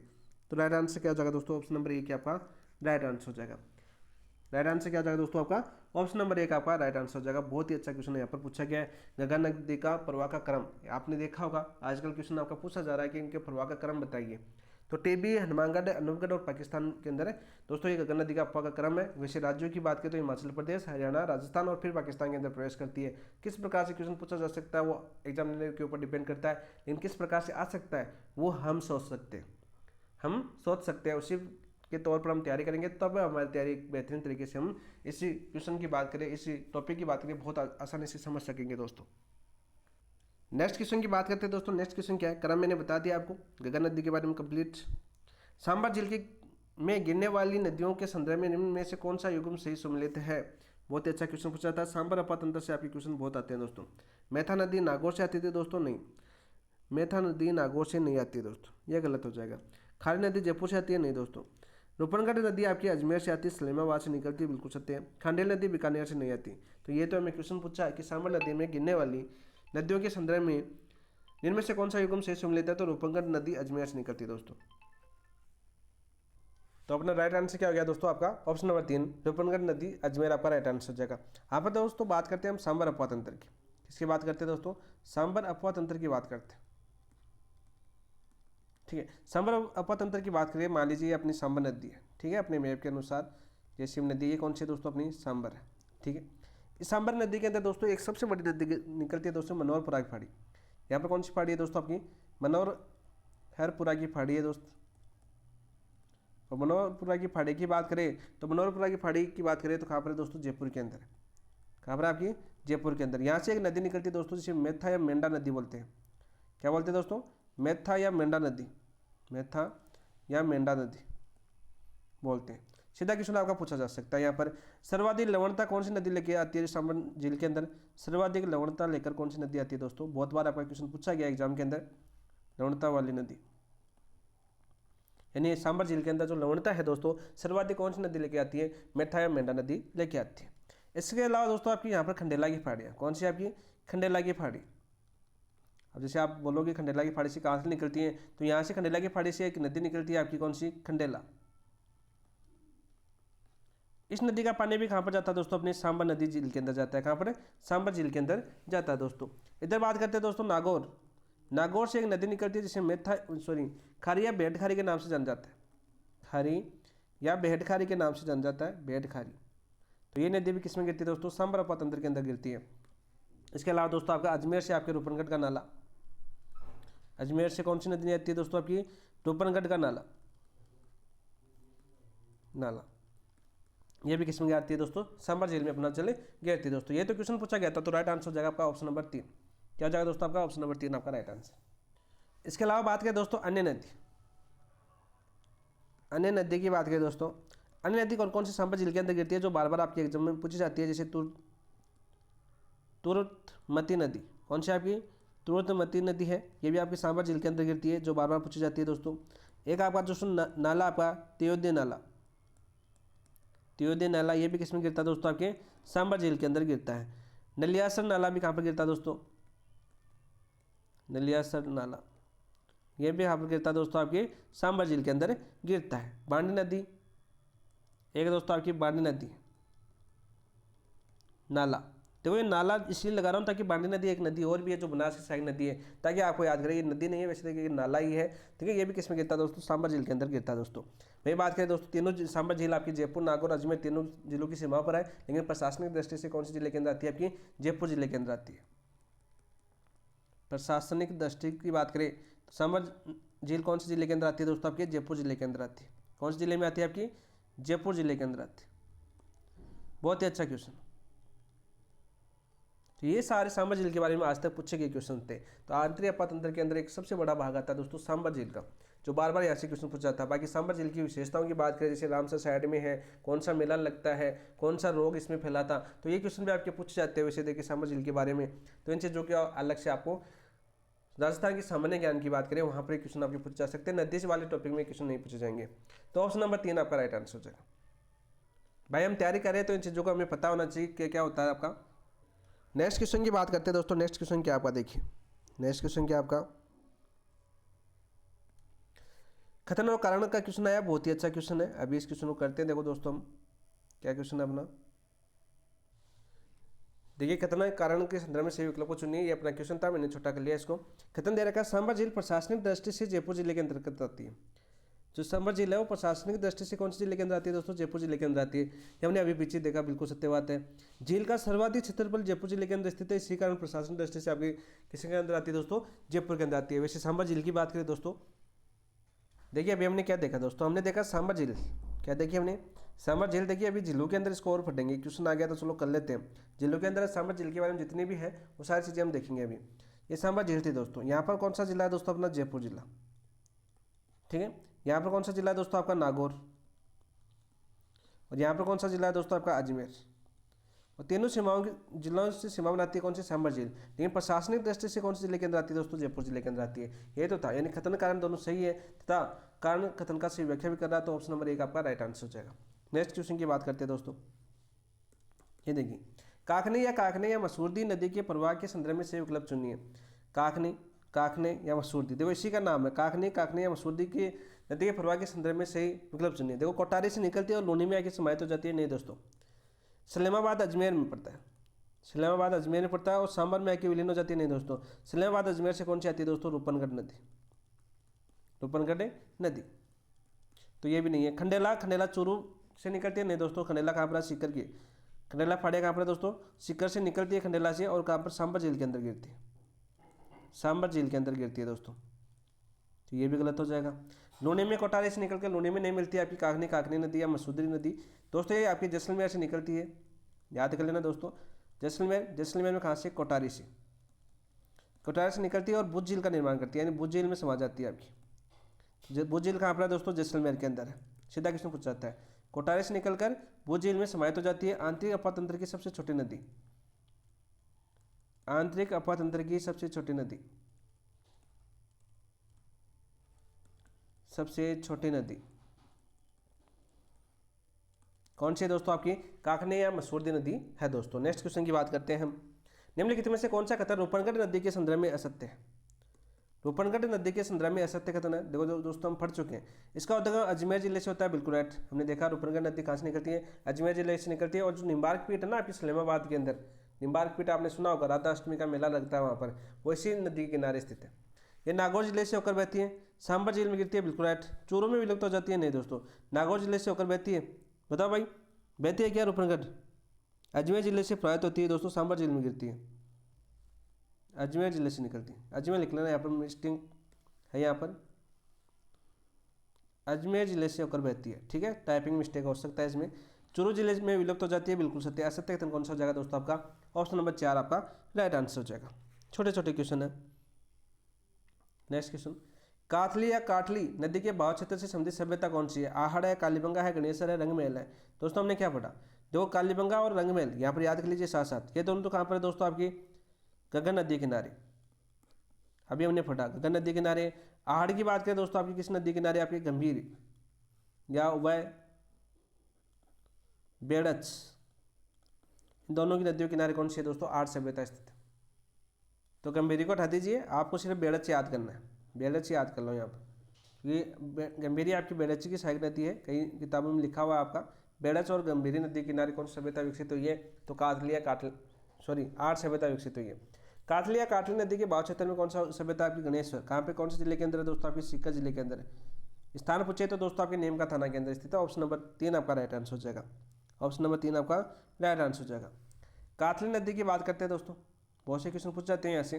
काथली नदी की बात करें दोस्तों, सबसे पहले आपको याद करना उद्गम। उद्गम कहाँ से होता है दोस्तों? इसका खंडेला की फाड़ी से, खंडेला की फाड़े से उद्गम होता है। याद करो साथ साथ। काथली नदी का उद्गम कहाँ से होता है? खंडेला की फाड़े से उद्गम होता है। मान लीजिए खंडेला की फाड़े हैं, यहाँ से उद्गम होकर दोस्तों ऊपर की तरफ जाती है, ठीक है। क्योंकि शिखर झुंझुनू और झुंझुनू के चूरू के यहाँ पर आपके मंडरेला पड़ता है। कौन से जिले के अंदर दोस्तों? झुंझुनू, यानी चूरू की सीमा पर। इसके अलावा दोस्तों मंडरेला झुंझुनू समाप्त हो जाती है या चूरू की सीमा पर? चूरू की सीमा पर। ये क्वेश्चन भी पूछा जा चुका है कि आपकी समाप्त कहाँ पर हो जाती है? चूरू जिले में प्रवेश नहीं करती, चूरू की सीमा पर ही, यानी सीमा से पहले ही समाप्त हो जाती है काथली नदी। खंडेला की फाड़ियों से निकलती है दोस्तों। इसी नदी के ऊपर दोस्तों यहाँ पर आपका नीम का थाना पड़ता है, नीम का थाना। और यहाँ पर दोस्तों कौन सी सभ्यता आपकी? गणेश्वर सभ्यता। कौन सी सभ्यता है दोस्तों आपकी? यहाँ पर गणेश्वर सभ्यता आपको देखने को मिलती है। सीधा क्वेश्चन आपको देखने को मिलता है दोस्तों यहाँ पर। और यहाँ पर एक क्वेश्चन और बनता है यहाँ पर, आंतरिक प्रवाह की दृष्टि से, आंतरिक प्रवाह की दृष्टि से पूर्ण बहाव वाली नदी, पूर्ण बहाव वाली सबसे लंबी नदी, सबसे लंबी नदी कौन सी है दोस्तों? आपकी कातली नदी है। तो राइट आंसर क्या हो जाएगा दोस्तों? ऑप्शन नंबर 3 आपका राइट आंसर हो जाएगा। नेक्स्ट क्वेश्चन की बात करते हैं दोस्तों। नेक्स्ट क्वेश्चन क्या आपका देखिए, रूपारेल नदी के अन्य नामों के संदर्भ में सही विकल्प चुनिए। तो ये क्वेश्चन आपका बहुत बार पूछा जाता है। रूपारेल नदी के उपनाम पूछे जाते हैं। उपनाम क्या है? वरा और लस्वारी के नाम से जानी जाती है दोस्तों। किस नाम से? वरा और लस्वारी के नाम से जानी जाती है। बिल्कुल सत्य बात है। तो राइट आंसर क्या हो जाएगा दोस्तों आपका? बताओ भाई। ऑप्शन नंबर 1 आपका राइट आंसर हो जाएगा। यहाँ पर दोस्तों बात करें, देखो नाली, हकरा, सरस्वती और दशरथी, ये कौन सी नदी के नाम उपनाम है दोस्तों? घग्गर नदी के उपनाम है। देखो ऑप्शन देखो आप कैसे ऑप्शन आए। काखने या मसूरदी किस नदी के उपनाम है दोस्तों? काखने नदी के उपनाम है। जैसलमेर कहाँ पर बहती है दोस्तों? जैसलमेर के अंदर बहती है। बहुत ही अच्छा क्वेश्चन है। तो ऑप्शन नंबर 1 आपका राइट आंसर हो जाएगा। क्या हो जाएगा दोस्तों आपका? ऑप्शन नंबर 1 आपका राइट आंसर हो जाएगा। रूपारेल नदी की बात करते हैं दोस्तों। यहाँ पर रूपारेल नदी, यहाँ से क्वेश्चन पूछा जाता है, आंतरिक अपातंत्र की अंतिम नदी मानी जाती है। वैसे देखिए हम पश्चिम से पढ़ते हुए जाते हैं ना, तो पूर्व के अंदर आपकी कौन सी आती है दोस्तों? रूपारेल नदी आती है। नदियों का क्रम भी पूछा जा सकता है। नदियों का क्रम भी पूछा जा सकता है कि आंतरिक प्रवाह की दृष्टि से नदियों का क्रम बताइए। बहुत क्वेश्चन पूछे गए आपके, तो इन चीज़ों को आपको याद करना है। देखो हम हर क्वेश्चन को उस पॉइंट टू पॉइंट देख रहे हैं। जो प्रीवियस ईयर क्वेश्चन आपका आ चुका है, तो उस क्वेश्चन को हम याद भी कर रहे हैं साथ साथ कि, और मैं आपको साथ साथ इसलिए बताता हूँ क्योंकि मैंने प्रीवियस ईयर क्वेश्चन सबसे ज़्यादा निकालने के बाद ही ये चीज़ें आपको बताई है कि मैंने लास्ट टाइम आपको प्रीवियस ईयर क्वेश्चन आपको कंप्लीट करवाए थे। अभी रिवीजन क्लासों के अंदर आपके जो रिवीजन क्लास होगी, आपकी रिवीजन टेस्ट होगा ना, उसके अंदर सारे के सारे प्रीवियस ईयर क्वेश्चन ही होंगे आपके। तो इसलिए आप अभी से अपनी बेस को मजबूत बनाइए ताकि आपको तैयार। क्रम पूछा जाता है, क्रम आपका पूछा जाता है। सबसे पहले आपको याद होना चाहिए दोस्तों, रूपारेल नदी का उद्गम स्थल। भाई उद्गम कहाँ से होता है दोस्तों? इसका उद्गम होता है आपका अलवर जिले की उदयनाथ पहाड़ियों से। कहाँ से होता है दोस्तों? उदयनाथ पहाड़ियों से, पहाड़ियों से इसका उद्गम होता है। ये कहाँ पर है दोस्तों? अलवर जिले के अंदर है। कहाँ पर है दोस्तों? अलवर जिले के अंदर है। उदयनाथ की पहाड़ियाँ यहाँ से निकलने के बाद दोस्तों आपके भरतपुर में विलीन हो जाती है। ठीक है, समाप्त कहाँ पर होती है दोस्तों? ये भरतपुर। यहाँ पर 2 क्वेश्चन और बनते हैं, इसके उपनाम तो पूछे जाते हैं दोस्तों। इसी नदी के ऊपर दोस्तों, इसी नदी के ऊपर रेल नदी की बात करें तो भरतपुर जिले के अंदर एक बांध है दोस्तों। कौन सा? सीकरी बांध। सीकरी बांध है कौन जिले के अंदर? भरतपुर जिले के अंदर। कौन सी नदी पर? रूपारेल नदी के ऊपर है दोस्तों। ठीक है, और इसी झील से दोस्तों जलापूर्ति, यानी इसी बांध से जलापूर्ति होती है। कौन सी झील के अंदर? जलापूर्ति बांध करता है दोस्तों आपके मोती झील के अंदर। कौन सी झील में? मोती झील में, जो आपके भरतपुर की लाइफ लाइन कहा जाता है इसको। मोती झील को क्या कहा जाता है दोस्तों? भरतपुर की लाइफ लाइन, लाइफ लाइन कहा जाता है। तो सारे पॉइंट टू पॉइंट हम याद करते जाते हैं। तो राइट आंसर क्या जाएगा दोस्तों? Option number 1। इसका उद्गम स्थान पूछा जाता है, साथ साथ उपनाम पूछे जाते हैं। कौन सा बांध इस नदी के ऊपर है? सीकरी बांध। और इस सीकरी बांध से जलापूर्ति होती है कौन सी झील को होती है दोस्तों? मोती झील को होती है। और मोती झील को आपकी भरतपुर की क्या कहा जाता है? लाइफ लाइन कहा जाता है। नेक्स्ट क्वेश्चन की बात करते हैं दोस्तों। नेक्स्ट क्वेश्चन क्या आपका? राजस्थान की सबसे लंबी एवं एकमात्र वर्ष भर प्रवाहित होने वाली नदी कौन सी है? बनास है, लूनी है, चंबल है, काली सिंध है। तो राइट आंसर क्या हो जाएगा दोस्तों? राजस्थान की सबसे लंबी एवं एकमात्र वर्ष भर प्रवाहित होने वाली नदी कौन सी है? तो वह आपके दोस्तों चंबल नदी। ऑप्शन नंबर 3 आपका राइट आंसर हो जाएगा। क्या हो जाएगा दोस्तों? Option number 3। दोस्तों अब बात करते हैं, देखो सबसे पहले हमने आंतरिक अपातंत्र पढ़ा। आंतरिक अपातंत्र के अंदर दोस्तों, आंतरिक अपातंत्र राजस्थान में सबसे बड़ा अपातंत्र है। लगभग 60% भाग पर कौन सा अपातंत्र फैला हुआ? आपका आंतरिक अपातंत्र फैला हुआ। ये हमने देखा। आंतरिक अपातंत्र की प्रमुख नदियां पढ़ी, जिसके अंदर दोस्तों हमने सबसे पहले नदी पढ़ी थी हमने घग्गर नदी। कौन सी? 1 मिनट में रिविजन हो जाता है। चलो रिविजन कर लेते हैं 1 मिनट के अंदर, ऐसी बात नहीं है, रिविजन होना जरूरी है। अब तक हमने क्या पढ़ा? रिविजन की बात करते हैं। देखो दोस्तों हमें याद करना है, मेन लक्ष्य ये होना है। क्लास हो सकता है 1.5 घंटे की बजाय 2 घंटे, लेकिन टॉपिक हमें कवर होना चाहिए। आप देखो चीज़ें जब भी आप थ्योरी पढ़ते हो तो इन चीज़ों को आपको याद होना चाहिए। रिकॉल किस प्रकार से करते हो, आपको बैठ के सोचना है कि हमने अब तक क्या क्या पढ़ा, तब आपकी तैयारी एक मजबूत होगी। और यदि आपकी सारी चीज़ें रिकॉल हो रही है तो आपकी तैयारी बेहतरीन है। इन चीज़ों को याद करना। दोस्तों हमने देखो अभी तक पढ़ा हमने अफवातंत्र। अफवातंत्र की बात करते हैं, 1 मिनट में रिविजन करा रहा हूँ मैं। आंतरिक अफवातंत्र, इसके अंदर दोस्तों हमने पढ़ा कौन सा? आंतरिक अफवातंत्र। कौन सा पढ़ा हमने?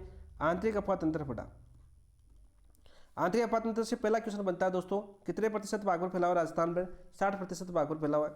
इसके अंदर दोस्तों प्रमुख नदियों के अंदर हमने पहले नदी पढ़ी घग्गर नदी। कौन सी पढ़ी? घग्गर नदी पढ़ी। इसके आपको क्या याद करना? उपनाम, यानी इसे नट सोतर वाहिंद, ठीक है। सरस्वती राजस्थान की मर्त नदी के नाम से जाना जाता है, ये हमने देखा ना उपनाम, नट सोतर वाहिंद सरस्वती, ठीक है। चौतांगी के स्थान पर यह बहती थी तो इसे चौतांगी के नाम से भी जाना जाता है, मर्त नदी के नाम से भी जाना जाता है, ठीक है। आंतरिक अपातंत्र की सबसे बड़ी, आंतरिक अपातंत्र की सबसे बड़ी नदी कौन सी है? गंगा नदी है। कहाँ से उद्गम होता है दोस्तों? हिमालय से उद्गम होता है, तो हिमालय नदी। कौन सी नदी आपकी?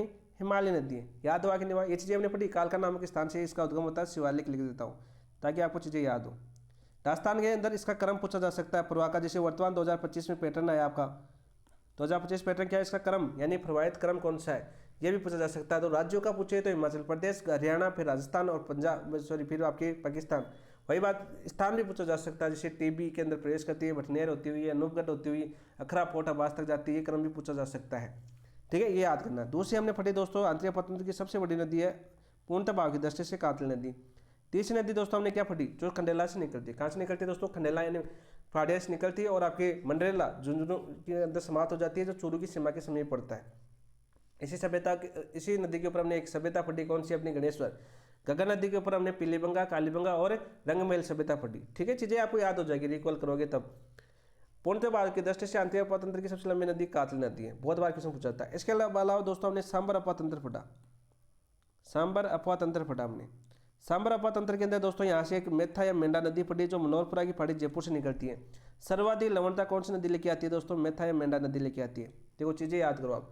सर्वाधिक लवणता कहाँ से उद्गम होती है दोस्तों? आपकी मनोहरपुरा की पहाड़ी, मनोहरपुरा की पहाड़ी, याद करो। देखो चीजें वही बात करें, हमने एक नदी देखी खंडेला, जो खंडेला से निकलती है, खंडेला की पहाड़ी से। इधर से दोस्तों आपकी भेड़खारी, जो नागौर से निकलती है। भेड़खारी कहाँ से निकलती है? नागौर से निकलती है। वही हमने पढ़ा अजमेर से रूपनगढ़ का नाला, रूपनगढ़ का नाला जो बार बार आपकी पूछा जाता है एग्जाम के अंदर। इसके अलावा तुर्मती नदी भी पढ़ा हमने, तेवदे नाला पढ़ा, नलियासर नाला भी पढ़ा, बांडी नदी नाला भी पढ़ा, देवयानी नाला भी पढ़ा, जो सांभर जिले से जुड़े हुए दोस्तों। प्रशासन दृष्टि से जयपुर जिले के अंदर है, वैसे जयपुर, अजमेर और नागौर जिले की सीमा के ऊपर स्थित है सांभर झील। इसके अलावा फिर दोस्तों हमने पढ़ा काकरी नदी, जो बात करें मसूरदी के नाम से जानी जाती है, जो आंतरिक अपातंत्र की सबसे छोटी नदी पढ़ी हमने, ठीक है। इसके अलावा दोस्तों कौन सी पढ़ी हमने? बताओ भाई। इसके अलावा दोस्तों अंतिम नदी पढ़ी हमने रूपारेल नदी। कौन सी? रूपारेल नदी पढ़ी। एक नदी रह गई दोस्तों आपकी, एक नदी कौन सी रह गई आपकी? सागिया साबिया साहबी, ये नदी रहेगी दोस्तों, सेवर की पहाड़ियों से निकलती है, सेवर की पहाड़ियों से निकलती है, याद कर लेना। सेवर की पहाड़ियाँ कहाँ पर है दोस्तों? जयपुर के अंदर। बहुत बार आपका क्वेश्चन पूछा गया है इसे। और दोस्तों ये साबिया साहबी नदी है, कहाँ पर समाप्त होती है? ये समाप्त यानी समाप्त की बात करता हूँ मैं। समाप्त कहाँ पर होती है दोस्तों? गुरुग्राम, हरियाणा में जाके रुकती है, हरियाणा के अंदर। और इसी नदी के अंदर दोस्तों जयपुर के अंदर एक सभ्यता कौन सी है आपकी? जोधपुरा सभ्यता। कौन सभ्यता आपकी? जोधपुरा सभ्यता। ये था पूरा आंतरिक अपातंत्र। पूरा आंतरिक अपातंत्र आपको फिर से रिवीजन करवा दिया। अब बात करते हैं दोस्तों अपना क्वेश्चन। देखिए राजस्थान की सबसे लंबी एकमात्र वर्ष भर प्रवाहित होने वाली नदी कौन सी है? वो चंबल है दोस्तों। कौन सी नदी है आपकी? चंबल नदी। सीधा क्वेश्चन आपका पूछा जाता है। बात करते हैं दोस्तों चंबल नदी की। चंबल नदी के अंदर दोस्तों ये चीज़ याद करना, सबसे पहले पूरा अपातंत्र पढ़ेंगे एक बार, उससे पहले देखो दोस्तों मैप से थ्रू याद करेंगे सहायक नदियों के अंदर, थोड़े से इसके पढ़ लेते हैं।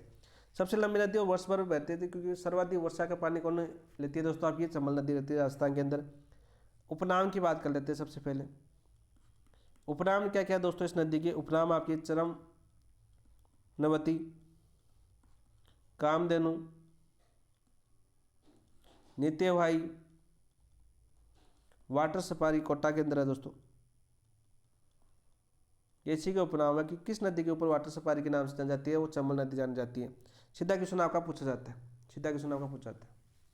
फिर दूसरा क्वेश्चन आपका पूछा जाता है दोस्तों चंबल नदी से इसका उद्गम कहाँ से होता है? उद्गम की बात करें दोस्तों, इसका उद्गम होता है आपका जानापाव की पहाड़ी, जानापाव की पहाड़ी से उद्गम होता है। सीधा क्वेश्चन आपका पूछा जाता है, ठीक है। जानापाव की पहाड़ी कहाँ पर है दोस्तों? एमपी के अंदर। क्रम याद कर लेना, क्रम याद कर लेना। जानापाव की पहाड़ी से प्रभावित होते हैं दोस्तों, ये राजस्थान के अंदर पूछती है। राजस्थान में प्रवेश कहाँ से करती है दोस्तों? राजस्थान में प्रवेश कहाँ से करती है? बताओ भाई। 84गढ़ या बैसनौरगढ़ से?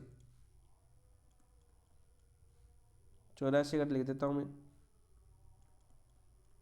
84गढ़ या भैंसरोडगढ़ भी लिख सकते हो आप।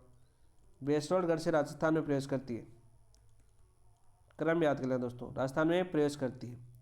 फिर दोस्तों राजस्थान में प्रवेश करने के बाद बताओ भाई, चित्तौड़गढ़ में बनने के बाद, चित्तौड़गढ़ जिले याद कर लेना, चित्तौड़गढ़, रावतबाटा इसी के किनारे है दोस्तों, रावतबाटा इसी के किनारे है दोस्तों, सीधा याद भी कर लो साथ साथ।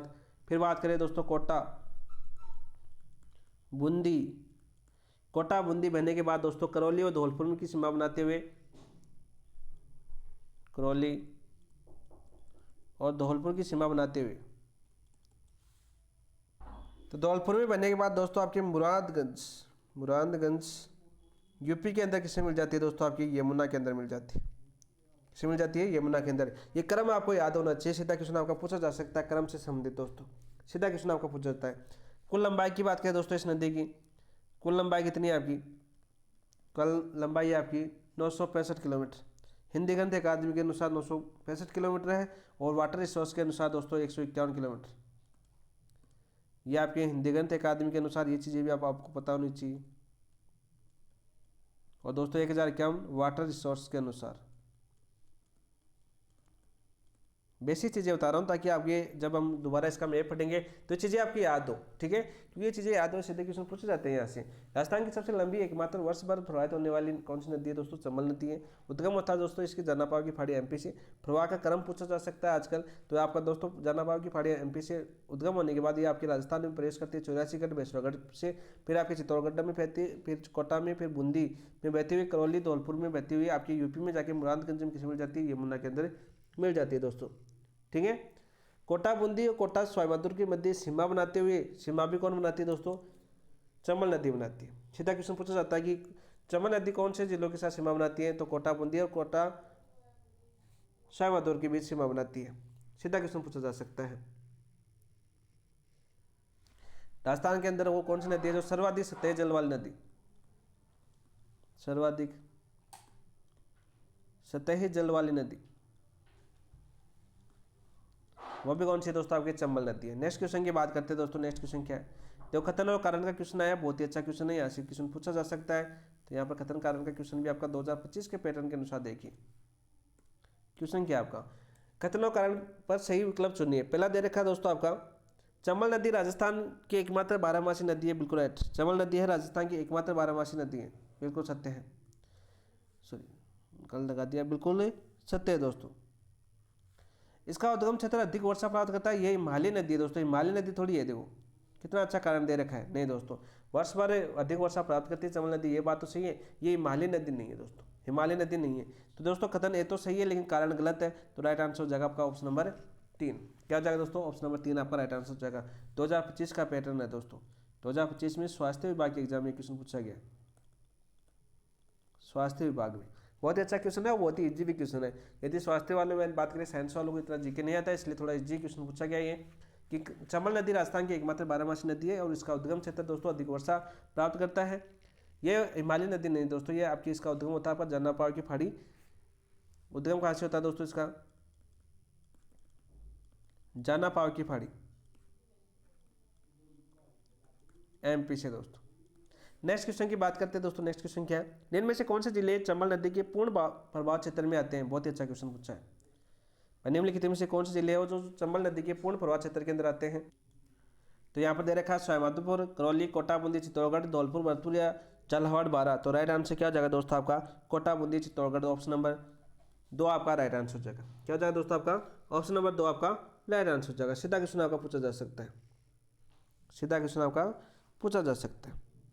नेक्स्ट क्वेश्चन की बात करते हैं दोस्तों। नेक्स्ट क्वेश्चन क्या है आपका? चित्तौड़गढ़ से कोटा के मध्य चंबल नदी किस भू आकृति संरचना से होकर प्रभावित होती है? बहुत ही अच्छा क्वेश्चन है, बार बार आपके एग्जाम के अंदर क्वेश्चन रिपीट होता है ये, और बहुत ही अच्छा क्वेश्चन है। चित्तौड़गढ़ से कोटा के मध्य चंबल नदी किस भू आकृतिक संरचना से प्रभावित होती है? विस्तृत मैदान, जलोढ़ मैदान, सकड़ा गोर्ज या खंड रेतीला मैदान। तो रेतीला मैदान नहीं है, जलोढ़ मैदान, विस्तृत मैदान है, सकड़ा गोर्ज। तो सकड़ा गोर्ज से होकर बहती है, तो ऑप्शन नंबर 3 आपका राइट आंसर हो जाएगा। क्या हो जाएगा दोस्तों आपका? ऑप्शन नंबर 3 आपका राइट आंसर हो जाएगा। तो यहाँ पर बात कर लेते हैं दोस्तों अब चंबल नदी की। फिर से जगह है तो अपने पास यहाँ पर याद करना है, जहाँ पर भी आपको स्पेस मिले चंबल नदी के बारे में कुछ ना कुछ याद करना जो अपने क्वेश्चन से रह गया। दोस्तों बात करते हैं चंबल नदी। तो चंबल नदी की दोस्तों हमने कुल लंबाई देखी अभी, हिंदी ग्रंथ अकादमी के अनुसार कुल लंबाई हमने देखी। कुल लंबाई कितनी है दोस्तों आपकी? 965 किलोमीटर। हिंदी ग्रंथ अकादमी के अनुसार, हिंदी ग्रंथ अकादमी लिख देता हूँ, के अनुसार कितनी आपकी? 965 किलोमीटर है दोस्तों। इन 965 किलोमीटर के अंदर दोस्तों राजस्थान में कितने किलोमीटर है बताओ भाई? राजस्थान की बात करें तो राजस्थान में पूर्णतः राजस्थान में कितने किलोमीटर बहती है दोस्तों? 135 किलोमीटर। अब देखिए वही बात करें दोस्तों, राजस्थान के साथ राजस्थान और एमपी की सीमा पर कितने किलोमीटर बहती है? राजस्थान एंड एमपी की सीमा बता देता हूँ मैं, शॉर्ट में बता देता हूँ आपको। तो कितनी सीमा लंबाई है दोस्तों आपकी? 241 किलोमीटर की सीमा, ठीक है। और ये आपकी सीमा बनाती है राजस्थान और एमपी के ऊपर, कौन सी आपकी? चंबल नदी। केवल राजस्थान की पूछे कि केवल राजस्थान में लंबाई कितनी है? केवल राजस्थान के अंदर 135 किलोमीटर है। तो हमें प्रत्येक लाइन पॉइंट टू पॉइंट याद करनी है, क्योंकि हमें आजकल कथन कारण वाले क्वेश्चन पूछ रहे हैं, कोट वाले क्वेश्चन पूछ रहे हैं, तो पूछा जा सकता है कि चंबल नदी का उद्गम कहाँ से हुआ? पहला कथन, केवल राजस्थान में कितने किलोमीटर बहती है? राजस्थान और मध्य प्रदेश कितनी सीमा बना सकती है? तो इस प्रकार से आपका क्वेश्चन बन सकता है। तो हर पॉइंट टू पॉइंट हमें याद करना है। तो ऑप्शन नंबर 3 आपका राइट आंसर हो जाएगा। नेक्स्ट क्वेश्चन की बात करते हैं दोस्तों। चंबल नदी घाटी परियोजना के अंतर्गत निर्मित बांधों के संदर्भ में शेष सम्मिलित युग्म का चुनिए। चंबल नदी घाटी परियोजना के अंतर्गत निर्मित बांधों के संदर्भ में शेष सम्मिलित युग्म हमें चुनना है। गांधी सागर बांध कोटा के अंदर है दोस्तों? नहीं दोस्तों, गांधी सागर बांध आपका कोटा के अंदर नहीं है। गांधी सागर बांध कहाँ पर है दोस्तों? आपका एमपी के अंदर है। कहाँ पर है दोस्तों? आपका एमपी के अंदर है। राणा प्रताप सागर बांध कहाँ पर है दोस्तों? आपके राथवाटा चित्तौड़गढ़ के अंदर। तो बिल्कुल सत्य बात है। और एमपी में भी दोस्तों आपकी गांधी सागर कहाँ पर है दोस्तों? मंदसौर में गांधी सागर एमपी के अंदर है आपका। मंदसौर जिला है आपका इसका एमपी का, वहाँ पर आपका गांधी सागर बांध है। कोटा बैराज विद्युत का उत्पन्न करता है? नहीं दोस्तों, कोटा बैराज की बात करें वैसे आपके सिर्फ केवल सिंचाई के लिए उपयोग किया जाता है, केवल सिंचाई के लिए उपयोग किया जाता है, सिंचाई के लिए। तो राइट आंसर क्या जाएगा दोस्तों? आपका ऑप्शन नंबर 2 आपका राइट आंसर हो जाएगा। यहाँ पर एक लाइन आपकी पूछी जाती है बार बार, यहाँ पर लिख देता हूँ नोट लगा के, याद करना। क्रम पूछा जाता है कि एकमात्र नदी है कौन सी? आपकी चंबल नदी, जिसके ऊपर 100 किलोमीटर के अंदर 100 किलोमीटर के पर कितने बांध है दोस्तों? आपके 3 बांध है और एक बैराज है दोस्तों। 3 बांध है और एक बैराज है 100 किलोमीटर के अंदर। एक क्रम पूछा जाता है, और क्रम के अंदर बात करें पहला आता है दोस्तों आपकी गांधी सागर बांध। पहला कौन सा आता है? गांधी सागर बांध एमपी के अंदर। फिर दोस्तों दूसरा आता है आपका दोस्तों आपका राणा प्रताप सागर बांध चित्तौड़गढ़ के अंदर है, राणा प्रताप सागर, क्रम भी याद कर लीजिए। फिर तीसरा बांध आता है दोस्तों आपके जवाहर सागर। जवाहर सागर कहाँ पर है दोस्तों? आपकी कोटा के अंदर। ये क्रम आपका पूछा जा सकता है। फिर दोस्तों आपका आता है कोटा बैराज। तो ये क्रम आपको याद करना है दोस्तों, क्योंकि क्रम बहुत बार आपके एग्जाम में पूछा गया है, बहुत बार आपके एग्जाम के अंदर पूछा गया है दोस्तों। नेक्स्ट क्वेश्चन की बात करते हैं। चंबल घड़ियाल अभ्यारण्य किन जिलों में विस्तृत है? चंबल घड़ियाल अभ्यारण्य ये नदी संबंधित आपके कोटा, बूंदी, सवाईमाधोपुर, धौलपुर, करौली में स्थित है। तो ऑप्शन नंबर 1 यहाँ पर राइट आंसर हो जाएगा। और इन्हीं जिलों के अंदर कौन सी नदी बहती है दोस्तों? चंबल नदी बहती है। इसलिए क्वेश्चन पूछा जाता है कि चंबल घड़ियाल अभ्यारण्य की बात करें तो कौन कौन से जिलों में प्रभावित है? कोटा, बूंदी, सवाईमाधोपुर, धौलपुर, करौली के अंदर। ऑप्शन नंबर 1 आपका राइट आंसर हो जाएगा। नेक्स्ट क्वेश्चन, कोटा में चंबल नदी पर निर्मित हैंगिंग ब्रिज को किस नाम से जाना जाता है? फतर पुल, लटकता पुल, मेहरा पुल या राणा पुल? तो लटकता पुल। ये क्वेश्चन आपका बहुत बार आपके एग्जाम में पूछा गया है, बहुत ही बार आपके एग्जाम के अंदर आया है दोस्तों। सीधा क्वेश्चन आपका पूछा जा सकता है। नेक्स्ट क्वेश्चन, चंबल नदी द्वारा राजस्थान में सर्वाधिक किस प्रकार का अपर्दन किया जाता है जिसे भीड़ प्रदेश का निर्माण होता है दोस्तों? हिमानी, तटीय अपर्दन, अवनालिका अपर्दन। सर्वाधिक उत्खात स्थलाकृति कौन सी नदी बेसिन के अंदर आपका दोस्तों? चंबल नदी के अंदर। यहाँ पर बात करें दोस्तों, हमने भौतिक प्रदेश पढ़े तब हमने पढ़ा था सर्वाधिक उत्खात भूमि, सर्वाधिक उत्खात स्थलाकृति भूमि की बात करें तो ये कहाँ पर है दोस्तों? आपकी बेसिन के अंदर, आपकी चंबल बेसिन के अंदर। वायु अपर्दन की बात करें तो राजस्थान में सर्वाधिक अपर्दन किसके द्वारा होता है दोस्तों? राजस्थान में सर्वाधिक अपर्दन, हमने पीछे क्लास की है अपनी भौतिक प्रदेश, तो आपने देखा होगा। सर्वाधिक अपर्दन किसके द्वारा होता है दोस्तों? वायु अपर्दन के द्वारा। तो बहुत ही अच्छे क्वेश्चन है, बहुत ही हाई लेवल क्वेश्चन है, और एक दूसरे टॉपिक को जोड़ते भी हैं। ऑप्शन नंबर 3 आपका राइट आंसर हो जाएगा। नेक्स्ट क्वेश्चन की बात करते हैं। देखो बहुत ही अच्छा क्वेश्चन है, सहायक नदियों से ये क्वेश्चन आ गया आपका। चंबल की सहायक नदियाँ, दाएं किनारे की नदियाँ दोस्तों सारी की सारी। देखो, कालेसिंध नदी के संदर्भ में निम्न में से कौन सा कथन सही है? कालेसिंध नदी के संदर्भ में निम्न में से कौन सा कथन सही है? ये मैं क्वेश्चन पूछा है। चलो बात करते हैं इस क्वेश्चन की।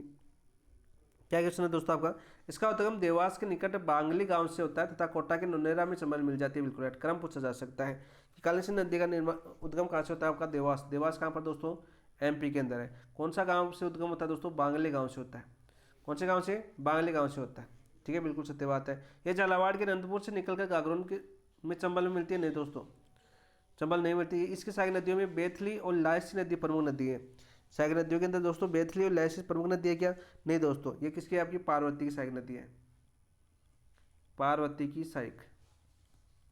प्रीवियस ईयर क्वेश्चन है दोस्तों ये 12 जिले के करियाहाट से राजस्थान में प्रवेश करती है, नहीं दोस्तों, 12 जिले के करियाहाट से कौन सी नदी प्रवेश करती है, बताओ भाई, परवन नदी।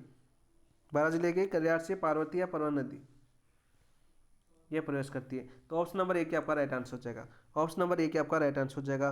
फिर बात करते हैं दोस्तों, राजस्थान के अंदर आपकी जो कालसिंध है ये कहाँ से प्रवेश करती है। ये क्वेश्चन आपके सीधे सीधे पीछे जाते हैं आपके, कहाँ से प्रवेश करती है दोस्तों, रायपुर से। रायपुर कौन से जिले से, झालावाड़ से।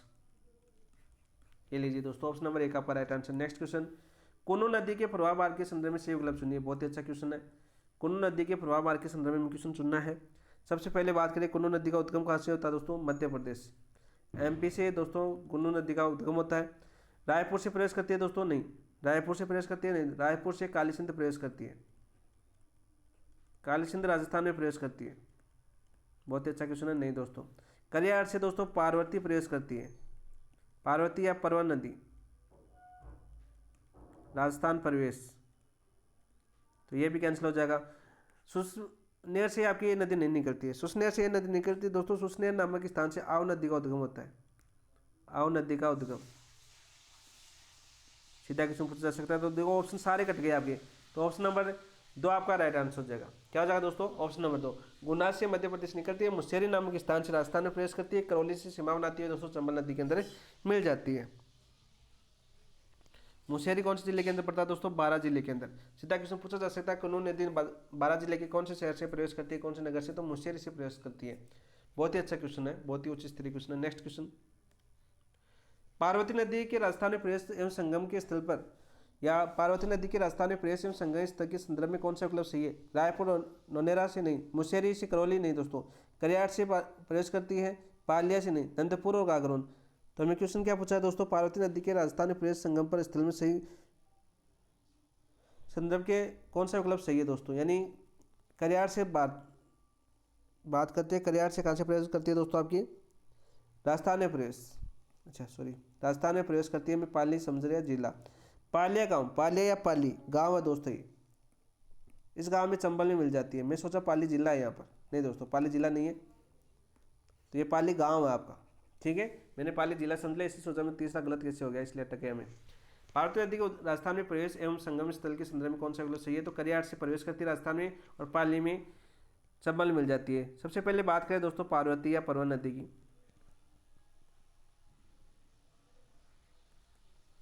पार्वती की बात करते हैं दोस्तों।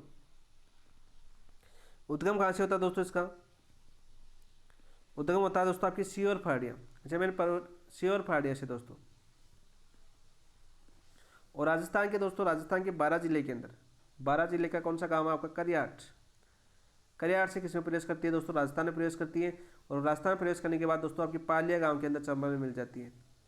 पालिया गांव में किसमें मिल जाती है दोस्तों, चंबल में मिल जाती है। क्रम पूछा जा सकता है, इसलिए मैं प्रत्येक क्वेश्चन यानी प्रत्येक नदी के बारे में कुछ डिटेल बता रहा हूँ आपको। Option number 3। नेक्स्ट क्वेश्चन की बात करते हैं दोस्तों, आहू नदी के संदर्भ में निम्न में से कौन सा युग्म सही सम्मिलित है, सुसनेर चंबल नहीं दोस्तों, दंतपुर चंबल नहीं, सुसनेर कालीसिंध गागरोन, देवास कालीसिंध नौनेरा। तो दोस्तों आपकी सुसनेर से आपकी एमपी से आहू नदी का उद्गम होता है, और कालीसिंध के अंदर मिल जाती है गागरोन के अंदर। कहाँ पर मिल जाती है, गागरोन के अंदर। तो यहाँ पर नोट लगा लेना दोस्तों, गागरोन दुर्ग, गागरोन दुर्ग कौन सी नदियों के संगम पर है दोस्तों, आहू प्लस कालीसिंध। एक काली सील भी है, ठीक है, काली सील भी है जो आपके करौली से निकलती है, और बनास की अंतिम सहायक नदी है। ठीक है, बाई ओर की अंतिम सहायक नदी कौन सी है, बनास की काली सील। तो काली सिंध और काली सील दोनों अलग अलग है। सारे क्वेश्चन करेंगे हम एक एक। ऑप्शन नंबर 3 आपका राइट आंसर हो जाएगा। नेक्स्ट क्वेश्चन की बात करते हैं, वो पार्वती और परवन में दोनों सेम समझ लिया मैंने, आपको सेम तो नहीं बता दिया। पार्वती की सहायक नदी है दोस्तों, सही है, बिल्कुल राइट। परवन अलग है आपकी। नेक्स्ट क्वेश्चन की बात करते हैं दोस्तों, अब आइए देखो परवन नदी, बहुत ही अच्छा क्वेश्चन है। जब क्या क्वेश्चन दे रखा है, परवन नदी के प्रवाह व भौगोलिक विशेषताओं के संदर्भ में निम्न में से कौन सा कथन सही है? ये राजस्थान के बाड़मेर जिले से होकर बहती है। नहीं दोस्तों, बाड़मेर, देखो बाड़मेर जिले से होकर बहती है क्या? नहीं दोस्तों, इसे होकर नहीं बहती। ये बारां जिले के शेरगढ़ अभ्यारण्य से होकर प्रभावित होती है तथा पलायता राजगढ़ के बीच काली सिंध में मिलती है। बिल्कुल राइट, ऑप्शन नंबर 2 आपका राइट आंसर हो जाएगा। ऑप्शन नंबर 2 आपका राइट आंसर हो जाएगा। सीधा क्वेश्चन आपका पूछा जाता है। नेक्स्ट क्वेश्चन, आलनिया नदी के संदर्भ में सही विकल्प कौन सा है? आलनिया नदी के संदर्भ में सही विकल्प कौन सा है दोस्तों? ये काली सिंध की सहायक नदी है। नहीं, काली सिंध की सहायक नदी नहीं, बारां जिले से निकलती है। बारां जिले से नहीं निकलती है आलिया नदी, ठीक है, कोटा से निकलती है। कौन से जिले से निकलती है आपकी? कोटा जिले से निकलती है दोस्तों। ये कोटा से निकलकर चंबल में मिलती है। बिल्कुल राइट, ऑप्शन नंबर 3 आपका राइट आंसर हो जाएगा। आंतरिक अफवाह की नदी नहीं है दोस्तों, आपकी बंगाल की खाड़ी की शाखा है। बंगाल की खाड़ी की शाखा है। तो आपकी बात करें आली नदी, ऑप्शन नंबर 3। तो अब तक अपने दोस्तों चंबल नदी की दाएं किनारे की नदियां हम पढ़ चुके हैं। दाएं किनारे की नदियां लगभग हम कंप्लीट कर चुके हैं। इसमें बात करें कौन कौन सी नदी, हमने कुन्नू नदी फटी, पार्वती फटी, काली सिंध फटी, आऊ फटी, परवन फटी, ठीक है। और इनकी बात करें काली सिंध की सहायक नदियाँ फटी हमने काली खो, बेथली, अंधेरी, लायसी, हमने पार्वती की सहायक नदियाँ फटी, बिलास, कालीखाड़। ये नदियाँ आपकी कौन सी है दोस्तों? चंबल की दाई ओर की नदियाँ। नेक्स्ट बात करते हैं दोस्तों चंबल की बाई ओर की नदियाँ शुरू हो जाती हैं। चंबल की बाई ओर की नदियाँ एक मैप के थ्रू भी हम याद करेंगे, ठीक है। मैप के थ्रू भी मैं इनको याद कराऊंगा, लेकिन आज क्वेश्चन कर लेते हैं हम, क्लास लंबी नहीं होनी चाहिए थोड़ी सी। बामनी नदी के संदर्भ में निम्न में से कौन सा कथन सही है? बताओ भाई। ये उपरवाल पठार से निकलकर बूंदी जिले में चंबल मिल जाती है। नहीं दोस्तों, बामनी नदी हरिपुरा की पहाड़ी से निकलती है। यह हरिपुरा की पहाड़ियों से निकलकर बेसरोगढ़ में चंबल में मिलती है और संगम पर बेसरोगढ़ किला स्थित है। बिल्कुल राइट, ठीक है। बामनी और आपकी बात करें चंबल नदी के संगम पर कौन सा किला स्थित है? बेसरोगढ़, ठीक है। और ये बामनी नदी एक है चित्तौड़गढ़ के दोनों भागों में बहती है। चित्तौड़गढ़ के दोनों भागों में बहने वाली एकमात्र नदी, भागों में बहने वाली एकमात्र नदी, ठीक है। याद करना दोस्तों, ऑप्शन नंबर 2 आपका राइट आंसर हो जाएगा। नेक्स्ट क्वेश्चन की बात करते हैं। कुराल नदी के उद्गम एवं संगम के संदर्भ में सही विकल्प के चुनिए। कुराल नदी के बारे में पूछा है दोस्तों। मानलगढ़ से निकलती है कुराल नदी? नहीं दोस्तों, मानलगढ़ से नहीं निकलती, मेज नदी निकलती है। कौन सी? मेज निकलती है मानलगढ़ से, ठीक है। और बूंदी में प्रवाहित होती है दोस्तों मेज, और चंबल में मिल जाती है, तो ये तो नहीं होगा। हरिपुरा की पहाड़ी बेसरोगढ़ में बामनी नदी निकलती है, ठीक है। हरिपुरा की पहाड़ी से निकलती है और बेसरोगढ़ में चंबल में मिल जाती है। बहुत अच्छा क्वेश्चन है। उपरवाल के पठार से बूंदी जिले की सीमा का निकट, तो ऑप्शन नंबर 3 आपका राइट आंसर हो जाएगा। क्या हो जाएगा दोस्तों आपका? ऑप्शन नंबर 3 आपका राइट आंसर हो जाएगा। नेक्स्ट क्वेश्चन की बात करते हैं। मेज नदी के संदर्भ में कौन सा कथन असत्य है? मेज नदी के संदर्भ में कौन सा कथन असत्य है? इसका उद्गम भीलवाड़ा जिले के मानलगढ़ से होता है। इसका उद्गम भीलवाड़ा के मानलगढ़ जिले से होता है। बिल्कुल राइट। ये बूंदी जिले में चंबल मिलती है। बिल्कुल सत्य है। इसकी सहायक नदियाँ मांगली और घोड़ा पछाड़ है। कौन सी? मांगली और घोड़ा पछाड़ है। बिल्कुल राइट, बिल्कुल सत्य बात है दोस्तों। ये स्वायमाधोपुर चंबल मिलती है? नहीं दोस्तों, चंबल में बूंदी जिले के अंदर मिल जाती है। कौन जिले में? बूंदी जिले के अंदर। तो ऑप्शन नंबर 4 आपका सत्य हो जाएगा। नेक्स्ट क्वेश्चन की बात करते हैं। चाखंड नदी के संदर्भ में सही कथन कौन सा है? चाखंड नदी के संदर्भ में सही कथन कौन सा आपका? ये एक स्रोत, एकल स्रोत से निकलने वाली नदी है। नहीं दोस्तों, ये एकल स्रोत से निकलने वाली नदी नहीं है, अनेक धाराओं से निकलती है। अनेक धाराओं में बहने वाली नदी है कौन सी? आपकी चाखंड नदी, ठीक है। इस पर चाखंड बांध स्वायमाधोपुर में स्थित है? नहीं दोस्तों, चाखंड बांध स्वायमाधोपुर के अंदर स्थित नहीं है दोस्तों, बूंदी जिले के अंदर है। चाखंड बांध कहाँ पर? आपके बूंदी जिले के अंदर है। यह बूंदी जिले के अनेक धाराओं से मिलने से बनती है तथा स्वायमाधोपुर में चंबल मिल जाती है। ऑप्शन नंबर 3 आपका सही हो जाएगा। ऑप्शन नंबर 3 आपका सही हो जाएगा। ऑप्शन नंबर 4 भीलवाड़ा से नहीं निकलती है दोस्तों, भीलवाड़ा से नहीं निकलती है। नेक्स्ट क्वेश्चन की बात करते हैं दोस्तों। ये हमने कौन सी नदियाँ फटी दोस्तों? चंबल के किनारे यानी बाई किनारे से मिलने वाली नदियाँ फटी, बावनी नदी, कुराल नदी, मेज नदी और चाखंड नदी, ठीक है। नेक्स्ट बात करते हैं। अध्यारोपित नदी के संदर्भ में कौन सा कथन सही है? अध्यारोपित नदी के संदर्भ में कौन सा है? नदी केवल निचली सेल की संरचना के अनुसार बहती है? नहीं दोस्तों, नदी ऊपरी आवरण सेल के ढाल के अनुसार अपनी गाठी विकसित करती है। बिल्कुल सत्य। ऑप्शन नंबर 2 आपका राइट आंसर हो जाएगा। नदी ऊपरी आवरण सेल के ढाल के अनुसार अपनी गाठी विकसित करती है। ऑप्शन नंबर 2 आपका राइट आंसर हो जाएगा। नेक्स्ट क्वेश्चन की बात करते हैं दोस्तों। राजस्थान की प्रमुख अध्यारोपित नदियों के संदर्भ में सही विकल्प कौन सा है? बहुत बार क्वेश्चन आपका पूछा गया एग्जाम के अंदर, बहुत ही बार क्वेश्चन पूछा गया कि राजस्थान की प्रमुख अध्यारोपित नदियों के संदर्भ में कौन सा सही है? लूनी, काली सिंध। दूसरा ऑप्शन दे रखा है आपका घर कादली। नहीं दोस्तों, लूनी, काली सिंध नहीं होगी, चंबल और बनास। ऑप्शन नंबर 3 आपका राइट आंसर हो जाएगा। क्या हो जाएगा दोस्तों आपका? ऑप्शन नंबर 3 आपका राइट आंसर हो जाएगा। नेक्स्ट क्वेश्चन की बात करते हैं दोस्तों। नेक्स्ट क्वेश्चन क्या होगा? बनास नदी पूछी दोस्तों। बनास नदी हम बहुत ही शानदार तरीके से हम पढ़ने वाले हैं। अपा तंत्र की बात करते हैं सबसे पहले। इस चीज़ को समझने से पहले आपको सबसे पहले बनास नदी का आपको याद होना चाहिए आपका अपा क्षेत्र। तो बात करें दोस्तों, ये डायग्राम के अनुसार हम बनास नदी को समझते हैं ताकि आपको पूरे क्वेश्चन एक ही क्वेश्चन के साथ यहाँ पर समझ में आ जाना चाहिए, और इस मैप से आपको बाहर एक भी क्वेश्चन नहीं मिलेगा दोस्तों। सबसे पहले बात करते हैं दोस्तों बनास नदी के उद्गम की। दोस्तों यहाँ पर एक पहाड़ियाँ हैं, उस पहाड़ियों का नाम बात करते हैं राजस्थान के अंदर खमनौर की पहाड़ियाँ। कौन सी पहाड़ियाँ दोस्तों आपकी? खमनौर की पहाड़ी। खमनौर की पहाड़ी। खमनौर की पहाड़ी कहाँ पर है दोस्तों? आपके राजसमंद के अंदर। कहाँ पर? आपके राजसमंद के अंदर है। इस मैप को समझना ध्यान से। यहाँ से एक नदी का उद्गम होता है दोस्तों, राजसमंद से। उद्गम होने के बाद दोस्तों ये कहाँ पर बहती है? आपकी राजसमंद के बाद में दोस्तों ये नदी जाती है आपकी चित्तौड़गढ़ के अंदर, और चित्तौड़गढ़ में बहने के बाद दोस्तों ये नदी जाती है आपकी ऊपर की तरफ भीलवाड़ा की तरफ। भीलवाड़ा में बहने के बाद दोस्तों ये नदी जाती है आपकी कहाँ पर? बताओ भाई। अजमेर के अंदर। अजमेर में बहने के बाद ये नदी जाती है आपकी टोंक के अंदर, और टोंक के बहने के बाद दोस्तों रामेश्वर में सवाई माधोपुर के अंदर किसमें मिल जाती है दोस्तों? कौन सा स्थान है यहाँ पर? रामेश्वरम।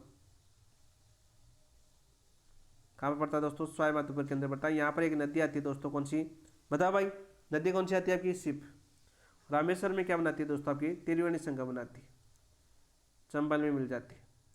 तो यहाँ पर देखो हमें जिलों का क्रम पूछा है, पहले राजसमंद, फिर दोस्तों चित्तौड़ याद करना है आपको। चित्तौड़ के बाद दोस्तों आपका भीलवाड़ा याद करना है, और फिर दोस्तों आपका अजमेर। अजमेर के बाद दोस्तों आपको आजकल ब्यावर भी याद करना होगा। ब्यावर भी नया जिला बन चुका ना, ब्यावर भी आपको याद करना होगा नए जिलों के अनुसार। फिर दोस्तों आपके टोंक आ जाएगा, लास्ट में आपका सवाई माधोपुर आ जाएगा। तो ये जिलों का क्रम आपको याद होना चाहिए, ठीक है। सबसे पहले बात करें दोस्तों, अब बात करते हैं दोस्तों सबसे पहले दाईं तरफ की। यह नदी का क्रम है, इस तरफ आपकी नदी जा रही है, यह आपका नीचे की तरफ दाईं हो जाएगा, ऊपर की तरफ कौन सा हो जाएगा? आपका बायां हो जाएगा। दाएं तरफ की दोस्तों बात करें, दो नदियाँ यहाँ पर, एक पहाड़ियाँ हैं, कौन सी आपकी दोस्तों? गोगुंदा की पहाड़ी। कौन सी पहाड़ी है आपकी? गोगुंदा की पहाड़ी। गोगुंदा की पहाड़ी से एक नदी का उद्गम होता है, उस नदी का नाम दोस्तों आपकी बेड़च। कौन सी नदी? बेड़च। इस बेड़च की बात करें, ये नदी जाके गिरती है आपकी किसमें? उदय सागर झील के अंदर। उदय सागर झील के अंदर गिरती है, और इसके बाद में इसका नाम क्या पड़ता है दोस्तों? बेड़च पड़ता है। और जब आपकी गोगुंदा से निकलती है तो इसका नाम क्या पड़ता है दोस्तों? आयड़ होता है, ठीक है। गोगुंदा की पहाड़ियों से जब ये नदी निकलती है तो इसका नाम क्या होता है दोस्तों? आयड़ होता है। उदय सागर झील में गिरने के बाद इस नदी को किस नाम से जाना जाता है? बेड़च नदी के नाम से जाना जाता है। ये बात करें दोस्तों, उदय सागर गोगुंदा यानी उदयपुर से निकले बाद चित्तौड़गढ़ में बहने के बाद, चित्तौड़गढ़ के मेसा के पठार पर बहने के बाद भीलवाड़ा के बिगौद में किसे मिल जाती है? बनास के अंदर मिल जाती है। कहाँ पर? बिगौद के अंदर। ये गांव आपका बिगौद। यहाँ पर बात कर लेते हैं दोस्तों, सबसे पहले यहाँ पर एक पहाड़ियाँ है, कौन सी है? एमपी के अंदर जावेद की पहाड़ी। कौन सी पहाड़ी है दोस्तों? जावेद की पहाड़ी। इन चीज़ों को समझना आप। जावेद की पहाड़ी कहाँ पर दोस्तों? एमपी के अंदर। यहाँ से एक नदी निकलती है, कौन सी आपकी? गंभीरी। कौन सी नदी निकलती है दोस्तों? गंभीरी नदी निकलती है। अलग पेन से समझाना चाहूँगा मैं। गंभीरी नदी यहाँ पर आपका चित्तौड़गढ़ है, निम्बाहेड़ा से चित्तौड़गढ़ में प्रवेश करती है। कहाँ से? निम्बाहेड़ा से किस में प्रवेश करती है दोस्तों? चित्तौड़गढ़ के अंदर प्रवेश करती है, और मेसा के पठार में बहती हुई चित्तौड़गढ़ में किसे मिल जाती है दोस्तों? बेड़च के अंदर मिल जाती है, ठीक है। ये क्रम पूछा जा सकता है, इस क्रम को याद करना। और यहाँ पर कौन सा है दोस्तों? दुर्ग स्थित है। कौन सा? चित्तौड़गढ़। चित्तौड़गढ़ दुर्ग स्थित है। कौन सी नदियों पर? बेड़च और गंभीरी नदी के तट के ऊपर। ये क्वेश्चन तो आपको याद हो गया होगा। जावेद की पहाड़ी से निकलती है कौन सी? गंभीरी नदी, ठीक है। निम्बाहेड़ा चित्तौड़गढ़ से प्रवेश करती है, लिख देता हूँ, प्रवेश करती है। फिर बात करते हैं दोस्तों, एक नदी आपकी कौन सी? मेनाल, जो आपकी भीलवाड़ा से निकलती है, ठीक है। कौन सी नदी? मेनाल। और मेनाल नदी की बात करें, ये भीलवाड़ा में बहते हुए कौन सा जलप्रपात बनाती है दोस्तों? मेनाल जलप्रपात। मेनाल जलप्रपात बनाती हुई दोस्तों बिगौद में किसे मिल जाती है दोस्तों? बनास के अंदर मिल जाती है। और यहाँ पर क्या बनाता है दोस्तों? त्रिवेणी संगम। पहला त्रिवेणी संगम बनता है दोस्तों कहाँ पर? बिगौद के अंदर। पहला त्रिवेणी संगम कहाँ पर बनता है? बिगौद के अंदर। और बनास आपकी सर्वाधिक त्रिवेणी संगम वाली नदी है दोस्तों। ये क्वेश्चन आपका बार बार पूछा जाता है। देखो बात करते हैं, दो नदियाँ याद होगी, दाएं तरफ की सारी नदियाँ याद होगी। पहले बेड़च है और मेनाल है, वैसे देखिए बनास की। और क्रम पूछे, ठीक है, पूर्व से पश्चिम, इधर आपका पूर्व रखना दोस्तों, इधर आपका पश्चिम रखना, क्योंकि क्रम भी पूछा जाता है। क्रम भी आपका पूछा जाता है। शॉर्ट नोट्स बनाना चाहो तो साथ साथ बना सकते हो दोस्तों। सारे क्वेश्चन हो जाएंगे आज के आगे के 10 क्वेश्चन इसी मैप के ऊपर। फिर बात करते हैं दोस्तों बाईं ओर की पढ़ते। बाईं ओर की बात करें, सबसे पहले कमनौर की पहाड़ियों से ऊपर आपकी पहाड़ियाँ हैं, कौन सी आपकी? दिवेर की पहाड़ियाँ। दिवेर का ये तो सुना होगा आपने, दिवेर की पहाड़ी। अलग पेन से लिखूंगा दोस्तों ताकि आपको अच्छे से चीज़ें याद हो। दिवेर की पहाड़ी से एक नदी निकलती है, उस नदी का नाम है दोस्तों कोठारी नदी। कौन सी नदी आपकी?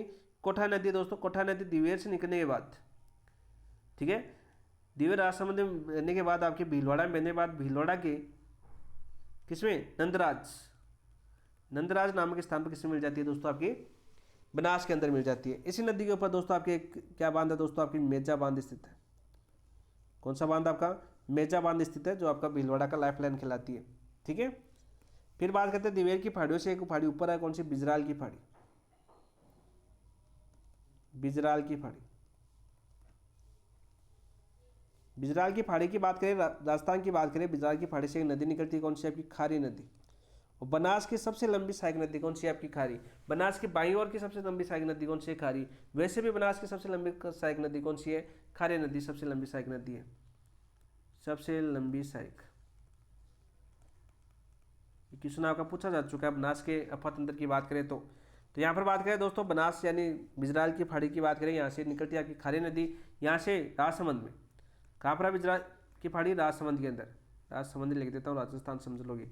राजसमंद से निकलने के बाद दोस्तों ये नदी बहती है आपकी, ठीक है। राजसमंद में बहने के बाद ये नदी आपकी कहाँ पर जाती है दोस्तों, भीलवाड़ा के अंदर। और भीलवाड़ा में बहने के बाद, भीलवाड़ा में बहने के बाद भीलवाड़ा का आज से गुलाबपुरा विजयनगर इसी की नदी के ऊपर स्थित है।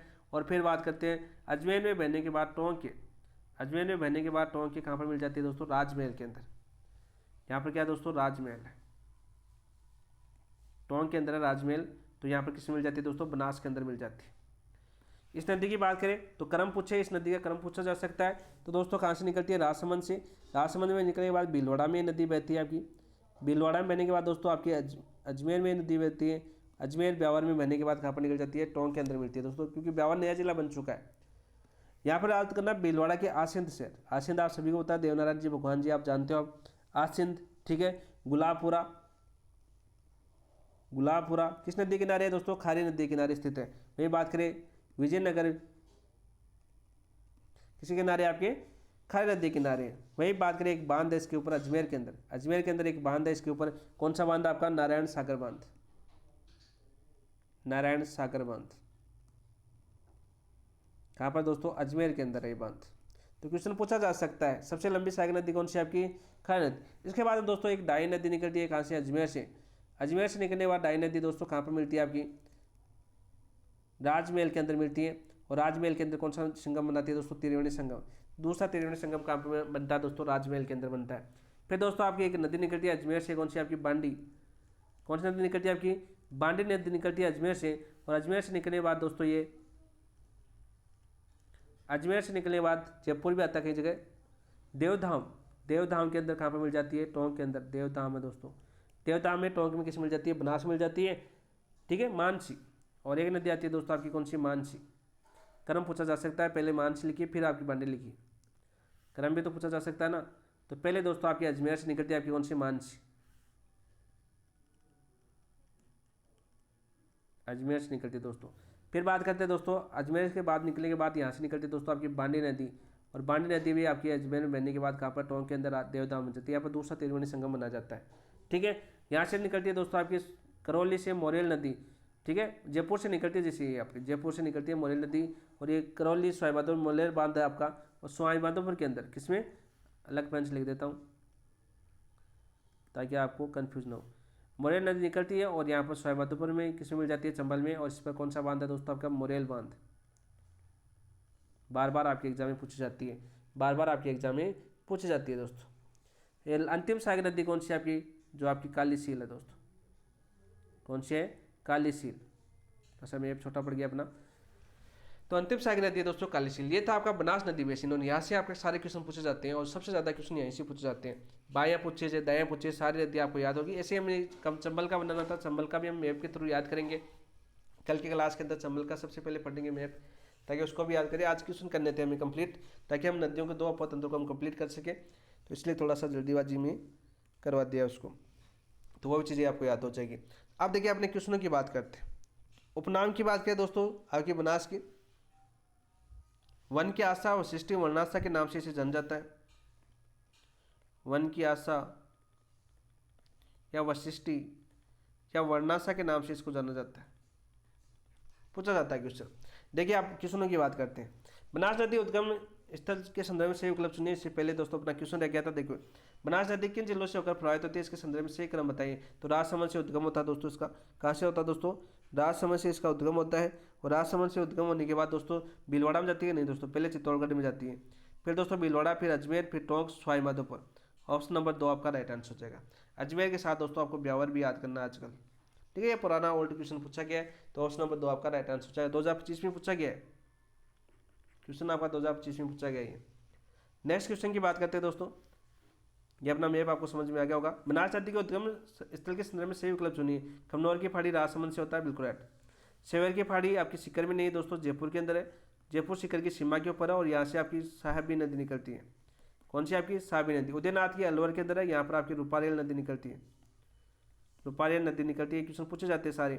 सीवर की पहाड़ियाँ मध्य प्रदेश के अंदर है, यहाँ से कौन सी नदी उद्गम होती है? आपकी पार्वती होती है।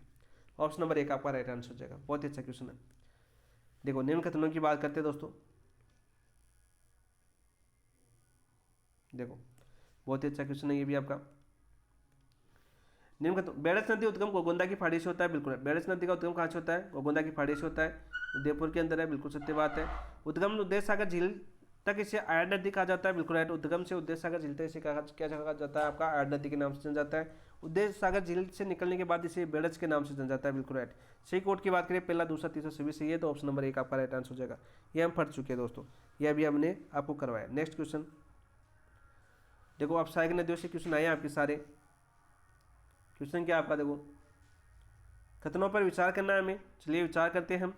कोठार नदी के संदर्भ में कथनों पर विचार कीजिए। इसका उद्गम राजसमंद जिले के दिवेर नामक स्थान से होता है, बिल्कुल। कोठार नदी का उद्गम कहाँ से होता है? आपका दिवेर नामक स्थान से होता है। अभी हमने मैप के थ्रू आपको बताया। भीलवाड़ा जिले में नंदराय में बनास नदी मिलती है, बिल्कुल राइट। कोठार नदी बनास में कहाँ पर मिलती है? भीलवाड़ा जिले के नंदराय में। मेजा बांध इस नदी में निर्मित है, बिल्कुल सत्य बात है। तो कहाँ पर? भीलवाड़ा के अंदर, बिल्कुल सत्य बात है। तो पहला, दूसरा, तीसरा सही है, तो ऑप्शन नंबर 1 आपका राइट आंसर हो जाएगा। नेक्स्ट क्वेश्चन देखिए, खारी नदी के बारे में पूछा क्वेश्चन है। क्या क्वेश्चन है आपका? क्वेश्चन, खारी नदी के संदर्भ में, खारी नदी के संबंध में कौन सा कथन असत्य है? कौन सा कथन आपका असत्य है? इसका उद्गम राजसमंद जिले के बिजराल गांव से पहाड़ियों से होता है, बिल्कुल राइट। यह अजमेर के सीमा से होकर टोंक जिले में प्रवेश करती है। अजमेर से सीमा से होकर कौन से जिले में प्रवेश करती है? टोंक जिले में प्रवेश करती है, बिल्कुल राइट, बिल्कुल सत्य बात है। ये देवली के निकट चंबल मिलती है? नहीं दोस्तों, देवली के निकट चंबल में नहीं मिलती है। अभी मैंने आपको कहाँ पर बताया। खारी नदी कहाँ पर मिलती है दोस्तों? आपके राजमहल के अंदर। राजमहल के अंदर कहाँ पर मिलती है दोस्तों? राजमहल टोंक के अंदर किस में मिलती है? आपकी बनास के अंदर मिलती है। मानसी इसकी सहायक नदी है, बिल्कुल सत्य। तो राइट आंसर क्या हो जाएगा? ऑप्शन नंबर 3 आपका सत्य हो जाएगा। मैप की तरफ देखो तो मानसी आपको अभी बता देता हूँ, क्रम पूछा जा सकता है। मानसी कहाँ पर बहती है? मैप के अंदर ही, ताकि आपको याद। मानसी आप खारी की दाई ओर की नदी है, ये आपकी मानसी हो जाएगी दोस्तों, ठीक है। कहीं क्रम पूछे आपको तो क्रम याद होना चाहिए आपको। रुक रे भाई, बहुत बोल कर रहा है। अब बात करते हैं दोस्तों नेक्स्ट क्वेश्चन की। नेक्स्ट क्वेश्चन क्या है आपका? देखो, देवली के निकट बनास खारी एवं डाई का त्रिवेणी संगम बनता है। बनास खारी त्रिवेणी का बिल्कुल निकट बनता है, बिल्कुल सत्य है। डाई नदी दक्षिणी अजमेर से निकलकर टोंक जिले में प्रवाहित होती है, बिल्कुल राइट। दक्षिणी अजमेर से निकलकर टोंक जिले में प्रवाहित होती है, बिल्कुल सत्य है। ए और आर दोनों सही है, और आर की सही व्याख्या भी कर रहा है, तो ऑप्शन नंबर 1 आपका राइट आंसर हो जाएगा। क्या हो जाएगा दोस्तों? नहीं, व्याख्या सही नहीं कर रहा है। 1 मिनट रुकिए, जल्दी नहीं करना हमें। देवली के निकट बनास खारी एवं डाई नदियों का त्रिवेणी संगम बनता है, बिल्कुल। डाई नदी अजमेर से निकलकर टोंक जिले में प्रवाहित है, बिल्कुल। तो कारण थोड़ी बता रहा है इसका। ए और आर दोनों सही है, लेकिन आर की सही व्याख्या नहीं कर रहा, तो ऑप्शन नंबर 2 आपका राइट आंसर हो जाएगा। क्या हो जाएगा आपका? ऑप्शन नंबर 2 आपका राइट आंसर। नेक्स्ट क्वेश्चन, मासी नदी के संदर्भ में कौन सा सही समझ? मासी मेजा बांध है? नहीं दोस्तों, कोठारी पर, कोठारी के ऊपर है। बांडी बनास की सहायक नदी है, बिल्कुल है, ठीक है। मानसी की संघर्ष के रसिंग से निकलती है? नहीं दोस्तों। सहोदरा मासी की सहायक नदी है, बिल्कुल राइट। Option number 2। हमें मासी नदी के संदर्भ में पूछा है, तो सहोदरा है वो मासी की सहायक नदी है। और सहोदरा के अंदर दोस्तों एक बांध है, इंपॉर्टेंट क्वेश्चन है ये आपका। और यहाँ पर एक बांध है जो बार बार आपके एग्जाम में पूछा जाता है, टोरडी सागर बांध। कौन सा आपका? टोरडी सागर बांध, जो बार बार आपके एग्जाम के अंदर पूछा गया है। कहाँ पर दोस्तों? टोंक के अंदर। नेक्स्ट क्वेश्चन, ढूंढ व मोरेल नदियों के संदर्भ में देखो, मोरेल किसकी नदी है? बनास की सहायक है। मोरेन किसकी? माई की। माई हम कल पढ़ेंगे, कथन सही है। दोनों नदियाँ अजमेर जिले से मिलती है दोस्तों। अजमेर जिले में मिलती है क्या दोनों नदियाँ? नहीं दोस्तों। मोरेल नदी पर मोरेल बांध जयपुर जिले में नहीं है दोस्तों, सवाई माधोपुर के अंदर है, यह गलत हो जाएगा। दोनों संयुक्त होकर सवाई माधोपुर जिले में बनास से मिलती है, बिल्कुल। सवाई माधोपुर जिले के अंदर मिलती है, ढूंढ और मोरेल, बिल्कुल राइट। ढूंढ की बात करें जयपुर किस नदी किनारे स्थित है, ढूंढ नदी किनारे स्थित है। मोरेल आपकी ढूंढ की सहायक नदी नहीं है, ऑप्शन नंबर 3 आपका राइट आंसर हो जाएगा। नेक्स्ट क्वेश्चन की बात करते हैं दोस्तों, इनमें से कौन सा युग्म असंगत है? काली सिंध कैला देवी मंदिर, नहीं दोस्तों, सही बात है आपका। मोरेल नदी मोरेल बांध, ढूंढ चैनपुरा की फाड़ी से निकलती है। मोरेल नदी उद्गम करौली जिले से उद्गम होता है, तो ये दोस्तों करौली जिले से नहीं होता, इसका जयपुर जिले से होता है। ऑप्शन नंबर 4 आपका राइट आंसर हो जाएगा। नेक्स्ट क्वेश्चन देखो, बाणगंगा की बात करें, आपके बंगाल की खाड़ी की बात करें, अंतिम नदी आती है दोस्तों बाणगंगा। हम बात करें दूसरा, अपने 23% क्षेत्र फैला हुआ, वो फट चुकी है कंप्लीट। बाणगंगा यानी अर्जुन गंगा नदी के संदर्भ से उद्गम की बात, इसे जयपुर जिले की बेराट की पहाड़ियों से होता है। कहाँ से होता है दोस्तों? जयपुर जिले की बेराट की पहाड़ियों से इसका उद्गम होता है, बिल्कुल सत्य बात है। ऐतिहासिक रूप से चंबल के माध्यम से यमुना मिलती है, नहीं दोस्तों, ऐतिहासिक रूप से चंबल के माध्यम से यमुना नहीं मिलती थी, खुद जाके चंबल किस में मिलती थी दोस्तों? आपकी यमुना के अंदर मिलती थी। वर्तमान में इसका अपा क्षेत्र रामगढ़ बांध के आगे खंडित हो गया, बिल्कुल राइट। किस बांध के आगे? रामगढ़ बांध के आगे। अब सीधा पूछे बाणगंगा के ऊपर कौन सा बांध है? रामगढ़ बांध है, बहुत ही अच्छा क्वेश्चन है। वर्तमान समय में इसे आंतरिक अपातंत्र की प्रणाली की नदी माना जाता है, बिल्कुल राइट। तो सही कोड की बात करें तो पहला तीसरा चौथा ऑप्शन नंबर 1 आपका राइट आंसर हो जाएगा। अर्जुन की गंगा, इसे रूठित नदी भी बोलते हैं, इसको रूठित नदी भी बोला जाता है, इसको बार बार आपके एग्जाम में पूछा जाएगा। नेक्स्ट क्वेश्चन, अंतिम क्वेश्चन आज का, गंभीर या उंगटन नदी, देखो गंभीर नदी जिसका उद्गम अन्य नाम क्या है आपका? उंगटन नदी के संबंध में कौन सा कथन सही है दोस्तों? वर्तमान में निरंतर बहकर चंबल नदी मिलती है, नहीं दोस्तों, वर्तमान निरंतर बहकर चंबल नदी में नहीं मिलती। पार्वती नदी ये खुद सीधी यमुना मिलती है, यमुना में मिलती है, चंबल की सहायक नदी नहीं है दोस्तों, गंभीर उंगटन। पार्वती नदी इसकी सहायक नदी है, बिल्कुल राइट। और इसके ऊपर पार्वती नदी पर पांचना बांध भी स्थित है, पांचना बांध भी इसी नदी के ऊपर स्थित है। केवल करौली जिले तो सीमित है, नहीं दोस्तों, ये संपूर्ण अपार क्षेत्र के आंतरिक अपातंत्र नदी में आती है, नहीं। ऑप्शन नंबर 2 आपका राइट आंसर हो जाएगा। ये थे दोस्तों आज की बात करें पार्ट नंबर 1 अपातंत्र से। कल हम चंबल नदी और आपकी जो गंभीरी नदी है इसको एक बार दोबारा देखेंगे, 2 क्वेश्चन और रहेंगे, उनमें इनकी व्याख्या करेंगे बहुत ही ज़्यादा शांत तरीके से। चंबल नदी को हम एक डायग्राम के माध्यम से और समझेंगे, ताकि डायग्राम हमें हमारी आंखों के सामने क्या होता है, जब डायग्राम से हम याद करते हैं तो लंबे दौर तक हमें याद आता है। और नदी की सहायक नदियों से क्वेश्चन पूछा जाता है तो कुछ क्वेश्चन याद नहीं होंगे आपकी, डायग्राम की बात करें तो क्वेश्चन गलत होने की संभावना बहुत कम हो जाती है। वैसे सहायक नदियों के सारे क्वेश्चन पढ़े, सहायक नदियों की विशेषताओं के क्वेश्चन पूछे, क्रम भी पूछा जा सकता है, पूर्व से पश्चिम, पश्चिम से पूर्व, उत्तर से दक्षिण या दक्षिण से उत्तर, तो ये सारे क्वेश्चन हमने किए। ये टेस्ट यदि आप देना चाहते हो दोस्तों, टेस्ट की बात करें सबसे पहले तो ये टेस्ट आपका होता है टॉपिक वाइज टेस्ट की बात करें, और आपका साप्ताहिक टेस्ट ये होता है दोस्तों अपनी ऐप के ऊपर। ऐप का नाम दोस्तों आपकी PAP बाय DK सर, भाई DK सर है इस ऐप का नाम है। यहाँ पर आप ज्वाइन कर सकते हो, ठीक है। यहाँ पर आपको टॉपिक वाइज टेस्ट देखने को मिलेंगे। फिर दोस्तों आपका साप्ताहिक टेस्ट भी यहाँ पर होगा, जो आप सभी जानते हो कौन सा टेस्ट होने वाला है, क्राम वाला होने वाला है साप्ताहिक टेस्ट, ये हो जाएगा, ठीक है। फिर दोस्तों हम जैसे आपका होगा तो इसके ऊपर रिवीजन टेस्ट भी होगा, रिवीजन टेस्ट भी इसी ऐप के ऊपर होंगे। साथ साथ दोस्तों इसके माध्यम से वीडियो के माध्यम से इसका सॉल्यूशन भी आपको मिलेगा, PDF भी यहाँ पर आपको इसी ऐप के ऊपर मिलने वाली है, रिवीजन क्लास भी आपको यहीं पर होगी। यानी एग्जाम तक हम आपके साथ बने रहेंगे, एग्जाम तक हम आपके साथ बने रहेंगे। जिस प्रकार से ट्रीटमेंट चल रहा है उसी प्रकार से बहुत ही शानदार तरीके से अपने इस प्लेटफॉर्म को एक अंजाम देना। आपको सिर्फ फॉलो करना है, कंटिन्यूटी बनानी है, और आपको ये बताना है कि आपको साथ साथ कोई भी कमी हो कोई टॉपिक के अंदर, वो भी कमेंट के अंदर जरूर बताना। इसके साथ इस क्लास समाप्त करते हैं। थैंक यू, धन्यवाद दोस्तों, जय हिंद।